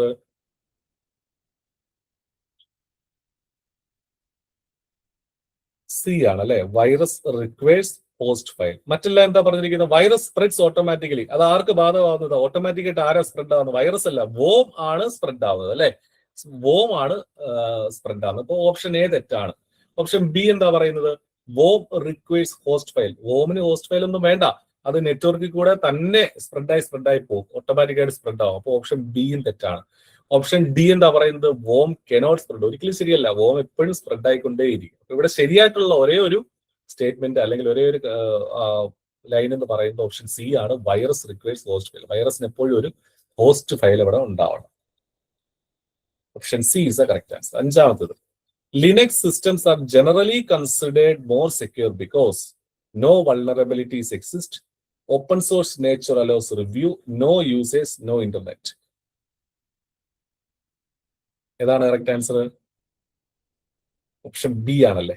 കാരണം ഓപ്പൺ സോഴ്സ് നേച്ചർ ആണ്. ലിനക്സ് സിസ്റ്റം എന്ന് പറയുന്നത് ഓപ്പൺ സോഴ്സ് നേച്ചർ ആണ്. അത് എപ്പോഴും റിവ്യൂവിന് വിധേയമായിക്കൊണ്ടേയിരിക്കും. കാരണം എക്സ്പേർട്ടുകൾ എപ്പോഴും അത് റിവ്യൂ ചെയ്യുന്നുണ്ട്. ആർക്കും, ഏത് എക്സ്പേർട്സിനും അത് റിവ്യൂ ചെയ്ത് ഓപ്പൺ സോഴ്സിനെ കുറച്ചും കൂടെ സേഫ് ആക്കി കൊണ്ടുപോയിക്കൊണ്ടേയിരിക്കാം. അതുകൊണ്ടാണ് ലിനക്സ് സിസ്റ്റം കുറച്ചും കൂടെ സെക്യൂർ ആണ് എന്ന് നമ്മൾ പറയാറുള്ളത്. Which of the following is a preventive security measure? IDS, antivirus, firewall, backup. എന്താണ് preventive security measure? Option B പറയുന്നുണ്ട്. ബി. സി പറയുന്നുണ്ട്. ബി പറയുന്നുണ്ട്. സി ഉണ്ട്. ഡി പറയുന്നുണ്ട്. ഏതാ കറക്റ്റ് ആൻസർ? ശ്രദ്ധിക്കുക, പ്രിവെന്റീവ് സെക്യൂരിറ്റി മെഷർ ആണ്. പ്രിവെന്റീവ് സെക്യൂരിറ്റി മെഷർ ആണ്. എന്തായാലും IDS അല്ല, അത് ഡിറ്റക്ട് ചെയ്യുന്ന ഒരു സെക്യൂരിറ്റി മെഷർ ആണ്. കറക്റ്റ് ആൻസർ ഓപ്ഷൻ സി ആണ്. എന്തുകൊണ്ടാണ് ഓപ്ഷൻ സി കറക്റ്റ് ആയിട്ട് വരുന്നത്? അതാണ് ഇവിടെ ചോദ്യം. എന്താ പ്രിവെന്റീവ് ആയിട്ടുള്ള സെക്യൂരിറ്റി മെഷർ ഏതാണെന്നുള്ളതാണ്. പ്രിവെന്റീവ് ആയിട്ടുള്ളത് IDS എന്ന് പറഞ്ഞാൽ എന്താ? Intrusion detection system. അതായത് ഒരു ത്രെറ്റ് നമ്മുടെ സിസ്റ്റത്തിനുള്ളിലേക്ക് കയറിയ ശേഷം അതിനെ ഡിറ്റക്ട് ചെയ്യുന്ന സംഗതിയാണ്. അത് അകത്ത് കയറിയ ശേഷമാണ്. ഇപ്പൊ ത്രെറ്റ് സംഭവിച്ച ശേഷമാണ്, അല്ലെങ്കിൽ വൾണറബിലിറ്റി സംഭവിച്ച ശേഷമാണ് അവിടെ ആ സെക്യൂരിറ്റി മെഷർ എടുക്കുന്നത്. അപ്പൊ IDS അല്ല. ആന്റിവൈറസ് എന്ന് പറഞ്ഞാൽ എന്താണ്? വൈറസ് ഇൻഫെക്ട് ചെയ്ത ശേഷമാണ് ആന്റിവൈറസ് അവിടെ എന്ത് ചെയ്യുന്നത്, അവിടെ അതിനെ അല്ലെങ്കിൽ വൈറസ് ഉള്ള ഒരു ഫയല് നമ്മുടെ സിസ്റ്റത്തിൽ എത്തിയ ശേഷമാണ് ആന്റിവൈറസ് അതിനെ നശിപ്പിക്കാനായിട്ട് പുറത്തു പോകുന്നത്. പക്ഷെ ഫയർവാൾ അങ്ങനെയല്ല.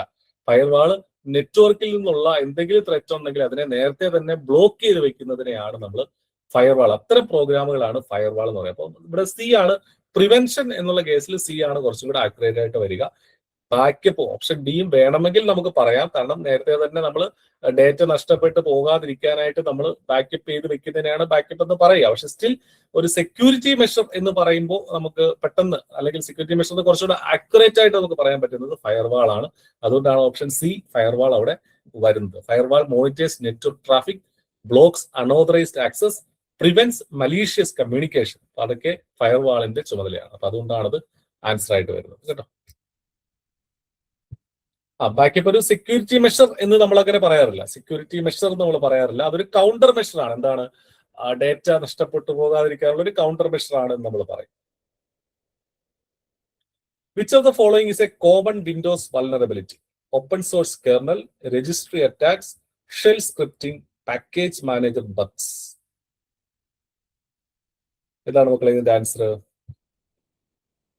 നിങ്ങൾക്ക് ഒന്നും അറിയത്തില്ലെങ്കിൽ പോലും ഈ എലിമിനേറ്റ് ചെയ്ത് നമുക്ക് വേണമെങ്കിൽ ചില ഉത്തരത്തിലേക്ക് എത്താനായിട്ട് പറ്റും. പറയൂ, ഏതാണ് ആൻസർ? വിൻഡോസിൽ കാണപ്പെടുന്ന, അതായത് വിൻഡോസ് ഓപ്പറേറ്റിംഗ് സിസ്റ്റത്തിൽ കാണപ്പെടുന്ന വൾനറബിലിറ്റി ഈ കൂട്ടത്തിൽ ഏതാണെന്നുള്ളതാണ്. അനന്ത പറയുന്നു ബി ആണെന്ന്. വേറെ ആർക്കും ഉത്തരവില്ലേ? ഡി ഉണ്ട്. സി പറയുന്നുണ്ട്. എ കൂടെ വരാനുള്ളൂ. എ അല്ല നമുക്കറിയാം, കാരണം എ എന്താണ്, വിൻഡോസ് അല്ല. വിൻഡോസ് എന്തായാലും ഓപ്പൺ സോഴ്സ് അല്ല അല്ലെ, ലിനക്സിനാണ് ഓപ്പൺ സോഴ്സ് വരിക. സോ മക്കളെ ഇതിന്റെ ആൻസർ ബി തന്നെയാണ്, രജിസ്ട്രി അറ്റാക്സ് തന്നെയാണ്. കാരണം മറ്റുള്ള 3 എണ്ണവും ഓപ്പൺ സോഴ്സ് കെർണൽ എന്ന് പറയുന്നത് ലിനക്സുമായി ബന്ധപ്പെട്ടിരിക്കുന്നു. ഷെൽ സ്ക്രിപ്റ്റിംഗും പാക്കേജ് മാനേജർ ബഗ്സും ഒക്കെ ലിനക്സുമായി ബന്ധപ്പെട്ട സംഗതികളാണ്. വിൻഡോസിലാണ് രജിസ്ട്രി ഉള്ളത്. അപ്പൊ attackers may modify registry entries, add malicious startup programs, change security settings. അതൊക്കെ വിൻഡോസിൽ നടക്കുന്ന സംഗതിയാണ്. അതുകൊണ്ടാണ് ഈ ലിനക്സിലാണ് ഷെല്ലും പാക്കേജ് മാനേജർ ഒക്കെ ഉള്ളത്, ലിനക്സിലാണ്. അപ്പൊ സിയും അല്ല, ഡിയും അല്ല, എയും അല്ല. അതുകൊണ്ടാണ് നമ്മൾ ബി ആൻസർ ആയിട്ട് ചൂസ് ചെയ്തത്. ഓക്കെ, ഇതൊന്ന് അറിഞ്ഞിരുന്നാൽ മതി. ഇതൊന്നും ഒരുപാട് ഡീപ്പായിട്ട് നമ്മൾ പഠിക്കാൻ പോകണ്ട. പക്ഷെ സ്റ്റിൽ ലിനക്സിലാണ് ഈ പറഞ്ഞ ഷെല്ലും പാക്കേജ് മാനേജറൊക്കെ ഉള്ളത്. ഓപ്പൺ സോഴ്സ് ലിനക്സുമായി ബന്ധപ്പെട്ടിരിക്കുന്നതാണ് എന്നുള്ളത് അറിഞ്ഞിരിക്കണം. എട്ടാമത്തത്, which of the following uses the same key for encryption and decryption? പറയും മക്കളെ, ഏതാണ് correct? Which of the following uses the same key for encryption and decryption? B പറയുന്നുണ്ട്. എല്ലാവരും മിടുക്കരാണല്ലോ. ബി ആണ് കേട്ടോ, ബി ആണ്. എന്താണ് ബിയുടെ ഫുൾ ഫോം? AES-ന്റെ ഫുൾ ഫോം എന്താണ്? AES ഏതുമായിട്ട് ചേർന്ന് വരുന്നു? ഏത് മെത്തേഡ് ഓഫ് ക്രിപ്റ്റോഗ്രഫിയിലാണ് AES ഉള്ളത്? ഏത് മെത്തേഡ് ഓഫ് ക്രിപ്റ്റോഗ്രഫിക് അൽഗോരിതത്തിന്റെ എക്സാമ്പിൾ ആണ് AES? അഡ്വാൻസ്ഡ് എൻക്രിപ്ഷൻ സ്റ്റാൻഡേർഡ് എന്നാണ് അതിന്റെ ഫുൾ ഫോം. സിമെട്രിക് അൽഗോരിതത്തിന്റെ ആണ്. ക്രിപ്റ്റോഗ്രഫിയിൽ സിമെട്രിക് അൽഗോരിതത്തിന്റെ എക്സാമ്പിൾ ആണ് AES എന്നുള്ളത്. RSAയും ECC എന്താണ്? അസിമെട്രിക് അൽഗോരിതത്തിന്റെ എക്സാമ്പിൾ ആണ്.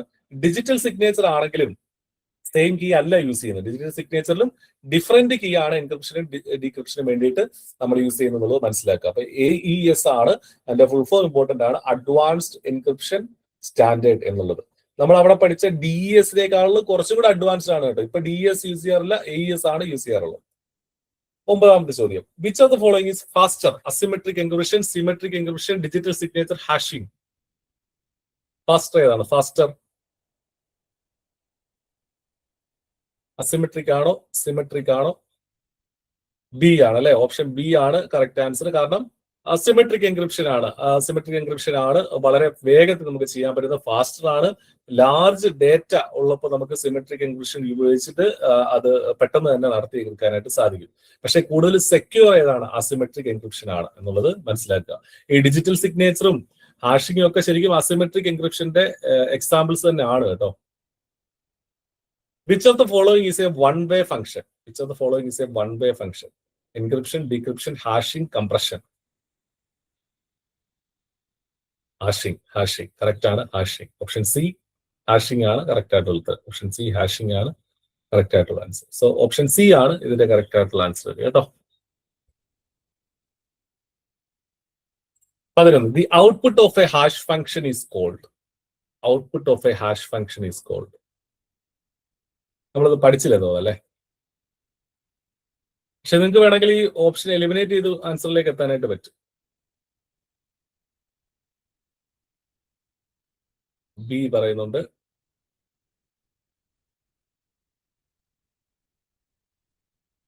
ഡി അല്ല, ബി തന്നെയാണ്. കാരണം ഓപ്ഷൻ എലിമിനേറ്റ് ചെയ്ത് നമുക്കിത് കിട്ടും. കാരണം കീ എന്താണ്? കീ നമ്മൾ അതല്ല പഠിച്ചത്. കീ എന്ന് വെച്ചാൽ അൽഗോരിതത്തിനുള്ള ഒരു മെത്തേഡിനെ നമ്മൾ കീ എന്ന് പറയുക.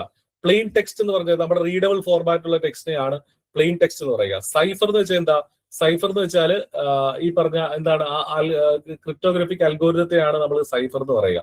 അപ്പൊ അതുകൊണ്ട് ഇവിടെ ഈ മൂന്നെണ്ണം അല്ലെന്ന് അറിയാം. അപ്പൊ ബി ആയിരിക്കും ആൻസർ. അപ്പൊ ഡൈജസ്റ്റ് തന്നെയാണ് ഇതിന്റെ കറക്റ്റ് ആയിട്ട് വരിക.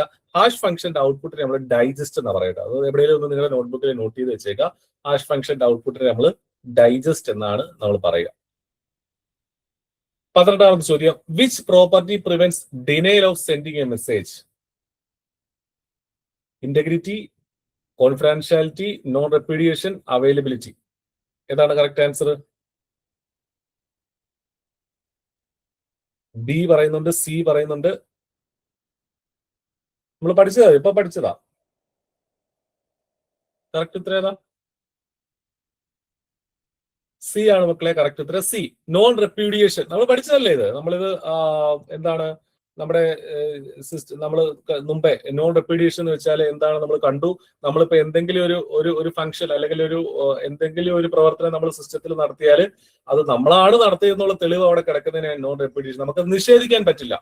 നമ്മളാണ് ഇപ്പൊ നമ്മളൊരു മെസ്സേജ് അയച്ചാൽ നമുക്കത് ഒരിക്കലും ഡിനേ ചെയ്യാൻ പറ്റില്ല, നമ്മളാണ് അയച്ചതെന്നുള്ളത്. അപ്പൊ അതാണ് അതിന്റെ അർത്ഥം കേട്ടോ, നോൺ റെപ്യൂഡിയേഷൻ എന്നുള്ളതിന്റെ അർത്ഥം. അപ്പൊ നമ്മൾ ഇന്ന് കുറെ കൺസെപ്റ്റുകൾ നമ്മൾ കണ്ടു, അതുമായി ബന്ധപ്പെട്ട കുറെ കാര്യങ്ങൾ നമ്മൾ പഠിച്ചു. കൂടുതൽ ചോദ്യങ്ങൾ മുന്നോട്ടുള്ള സെഷനുകളിൽ നമുക്ക് ചെയ്യാം, നമ്മുടെ ടെസ്റ്റുകളായിട്ട് നമുക്ക് ചെയ്യാം. നമ്മുടെ വരുന്ന വീക്ക്ലി ടെസ്റ്റുകളിലും ഒക്കെ നിങ്ങൾക്ക് ഇതുമായി ബന്ധപ്പെട്ട ക്വസ്റ്റ്യൻസ് ഉണ്ടാവും. അപ്പോ ഇന്നത്തെ സെഷൻ ഓക്കെ ആണെന്ന് കരുതുകയാണ്. എല്ലാവർക്കും പ്രയോജനമായിരുന്നോ? റെപ്യൂഡിയേഷൻ അല്ല, നോൺ റെപ്യൂഡിയേഷൻ ആണ്. വൈശാഖ് റെപ്യൂഡിയേഷൻ പ്ലീസ് എക്സ്പ്ലെയിൻ എന്ന് പറയുന്നുണ്ട്. നോൺ റെപ്യൂഡിയേഷൻ എന്ന് വെച്ചാൽ നമ്മളിപ്പോ എന്തെങ്കിലും ഒരു പർട്ടിക്കുലർ ആക്ടിവിറ്റി ഒരു സിസ്റ്റത്തിൽ നടത്തുകയാണെങ്കിൽ, നമ്മളൊരു പർട്ടിക്കുലർ ആക്ടിവിറ്റി ഒരു സിസ്റ്റത്തിൽ നടത്തുകയാണെങ്കിൽ അത് നമ്മൾ തന്നെയാണ് നടത്തിയത്, നമുക്കത് നിഷേധിക്കാൻ സാധിക്കില്ല. നമ്മൾ ഒരു വളരെ സെക്യൂർ ആയിട്ടുള്ള ഒരു സിസ്റ്റം ആണെങ്കിൽ ഒരിക്കലും നമ്മൾ ചെയ്ത ആക്ടിവിറ്റി നമ്മളല്ല ചെയ്തതെന്ന് ഒരിക്കലും പറയാൻ പറ്റില്ല. അതിനെയാണ് നോൺ റെപ്യൂഡിയേഷൻ എന്ന് പറയുക. സെക്യൂർ ആയിട്ടുള്ള സിസ്റ്റങ്ങൾ അങ്ങനെ ആയിരിക്കണം. നമ്മളിപ്പോ ഒരാൾക്ക് ഒരു മെസ്സേജ് അയച്ചിട്ടുണ്ടെങ്കിൽ നമ്മൾ തന്നെയാണ് ആ മെസ്സേജ് അയച്ചത് എന്നുള്ളത് അവിടെ ഉണ്ടാവും, അതിന് തെളിവ് അവിടെ ഉണ്ടാവും. അതിനെയാണ് നോൺ റെപ്യൂഡിയേഷൻ എന്ന് പറയുക കേട്ടോ. അപ്പൊ മക്കളെ, ഇതൊക്കെയാണ് ഇതുമായി ബന്ധപ്പെട്ട് നമുക്ക് പറയാനുള്ളത്. ഇപ്പൊ IT-യുടെ ഈ ഒരു ഭാഗത്ത് നിന്ന് ഞാനിപ്പോ കുറെ കൺസെപ്റ്റുകൾ പറഞ്ഞു. എങ്കിലും ഏത് രീതിക്കൊക്കെ വേണമെങ്കിൽ ചോദ്യങ്ങൾ വരാം, പല രീതിക്കും ചോദ്യങ്ങൾ വേണമെങ്കിൽ വന്നേക്കാം. നമുക്കങ്ങനെ ഫുള്ള് എല്ലാ ചോദ്യങ്ങളും അല്ലെങ്കിൽ എല്ലാ കൺസെപ്റ്റുകളും അങ്ങനെ ഇൻഡെപ്ത് ആയിട്ട് പഠിക്കാനായിട്ട് പറ്റില്ല. അങ്ങനെ പഠിക്കേണ്ട ആവശ്യമില്ല. കാരണം നമ്മൾ കമ്പ്യൂട്ടറിന്റെ ഒരു എക്സാം അല്ല എഴുതുന്നത്, നമ്മൾ ലീഗൽ മെട്രോളജി എക്സാം എഴുതുന്നത്. അതിൽ 5 മാർക്ക് മാത്രമാണ് ഈ ഒരു പർട്ടിക്കുലർ ഭാഗത്ത് നിന്നുള്ളത്. അപ്പൊ അതുകൊണ്ട് നിങ്ങൾ അങ്ങനെ ഇൻഡെപ്ത് ആയിട്ട് പോയിട്ട് നമ്മളൊരു കമ്പ്യൂട്ടർ സയൻസ് പോയിന്റ് ഓഫ് വ്യൂവിൽ നോക്കുകയാണെങ്കിൽ ഇതിനൊക്കെ ഈ പറഞ്ഞ ക്രിപ്റ്റോഗ്രഫി ആണെങ്കിലും ഇപ്പൊ വൾനറബിലിറ്റി ആണെങ്കിലും ഒരുപാട് ഡീപ്പായിട്ട് നമുക്ക് പോകാൻ പറ്റും. കാരണം അവര് ഇപ്പം CS സ്റ്റുഡൻസ് ഒക്കെ ഇതിനകത്തുണ്ടെങ്കിൽ CS സ്റ്റുഡൻസ് ഇതിന്റെ ഈ ഒരു ക്ലാസ് ഇരിക്കുന്നുണ്ട്, അവർക്കറിയാം. കാരണം ഇത്രയല്ല, ഇതിനേക്കാളൊക്കെ ഒരുപാട് ഡീപ്പായിട്ട് പോകാൻ പറ്റും. പക്ഷെ നമ്മൾ അങ്ങനെയല്ല പഠിക്കേണ്ടത് ഇത്. കാരണം മാർക്കിന്റെ ഡിസ്ട്രിബ്യൂഷൻ വെച്ചിട്ട് ഒക്കെയാണ് കഴിഞ്ഞ തവണത്തെ PYQ ലെവലൊക്കെ വെച്ചിട്ടാണ് നമ്മൾ പഠിക്കേണ്ടത്. കഴിഞ്ഞ തവണ ഇത്രയും പോലെ ലെവൽ ഇല്ലായിരുന്നു. ഇതിനേക്കാളും കുറച്ചുകൂടെ കുറഞ്ഞ ലെവലിലാണ് ചോദിച്ചിട്ടുള്ളത്. അതായത് ഇത്രയും ഡിഫിക്കൽട്ട് ആയിട്ടുള്ള ക്വസ്റ്റ്യൻസ് അല്ല കഴിഞ്ഞ തവണ വന്നിട്ടുണ്ടായിരുന്നു. ഈ കൺസെപ്റ്റുകളൊന്നും അധികം കഴിഞ്ഞ തവണ എക്സ്പ്ലോർ ചെയ്തിട്ടുണ്ടായിരുന്നില്ല. പക്ഷെ കഴിഞ്ഞ തവണ സിലബസ് പുതുതായിട്ട് വന്നതായിരുന്നു. ഇത്തവണ സിലബസ് ഓൾറെഡി ഉണ്ടായതുകൊണ്ട് തന്നെ കുറച്ചും കൂടെ ഡിഫിക്കൽട്ട് ആയിട്ടുള്ള ചോദ്യങ്ങൾ വന്നേക്കാം, സ്റ്റേറ്റ്മെന്റ് വൈസ് ഒക്കെ വന്നേക്കാം. അതൊക്കെ നമുക്ക് വരുന്ന സെഷനുകളിൽ ഇൻക്ലൂഡ് ചെയ്യാം. അപ്പൊ അത് നിങ്ങൾ ശ്രദ്ധിക്കുക, മാർക്ക് ഡിസ്ട്രിബ്യൂഷൻ അനുസരിച്ച് പഠിക്കുക. എന്തെങ്കിലും കൺസെപ്റ്റ് മനസ്സിലായില്ലെങ്കിൽ നിങ്ങൾക്ക് സ്വാഭാവികമായിട്ട് നമ്മളോട് ചോദിക്കാം.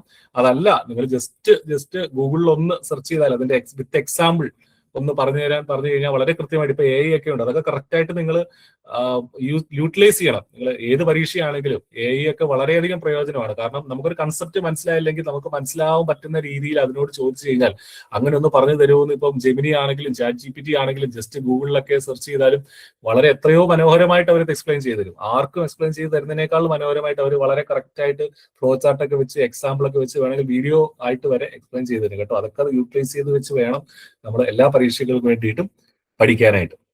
ഇപ്പൊ നമ്മുടെ ഓഗസ്റ്റ് മാസത്തിൽ ലീഗൽ മെട്രോളജിയുടെ പരീക്ഷ ഇല്ല. ഇനിയിപ്പോ സെപ്റ്റംബറിൽ പരീക്ഷ വന്നേക്കും. അത് സെപ്റ്റംബറിൽ ഉണ്ടെങ്കിൽ ഈ ജൂൺ മാസത്തിൽ തന്നെ നമുക്ക് അറിയാനായിട്ട് സാധിക്കും. അപ്പൊ അതനുസരിച്ച് സിലബസിൽ എന്തെങ്കിലും മാറ്റം ഉണ്ടെങ്കിലും ആ സമയത്ത് അറിയാം. സിലബസിൽ മാറ്റം വരാനുള്ള സാധ്യതയും വളരെ കുറവാണ്. ഓക്കെ, അപ്പൊ നമുക്ക് ഇന്നത്തെ സെഷൻ വൈൻഡ് അപ്പ് ചെയ്യാം.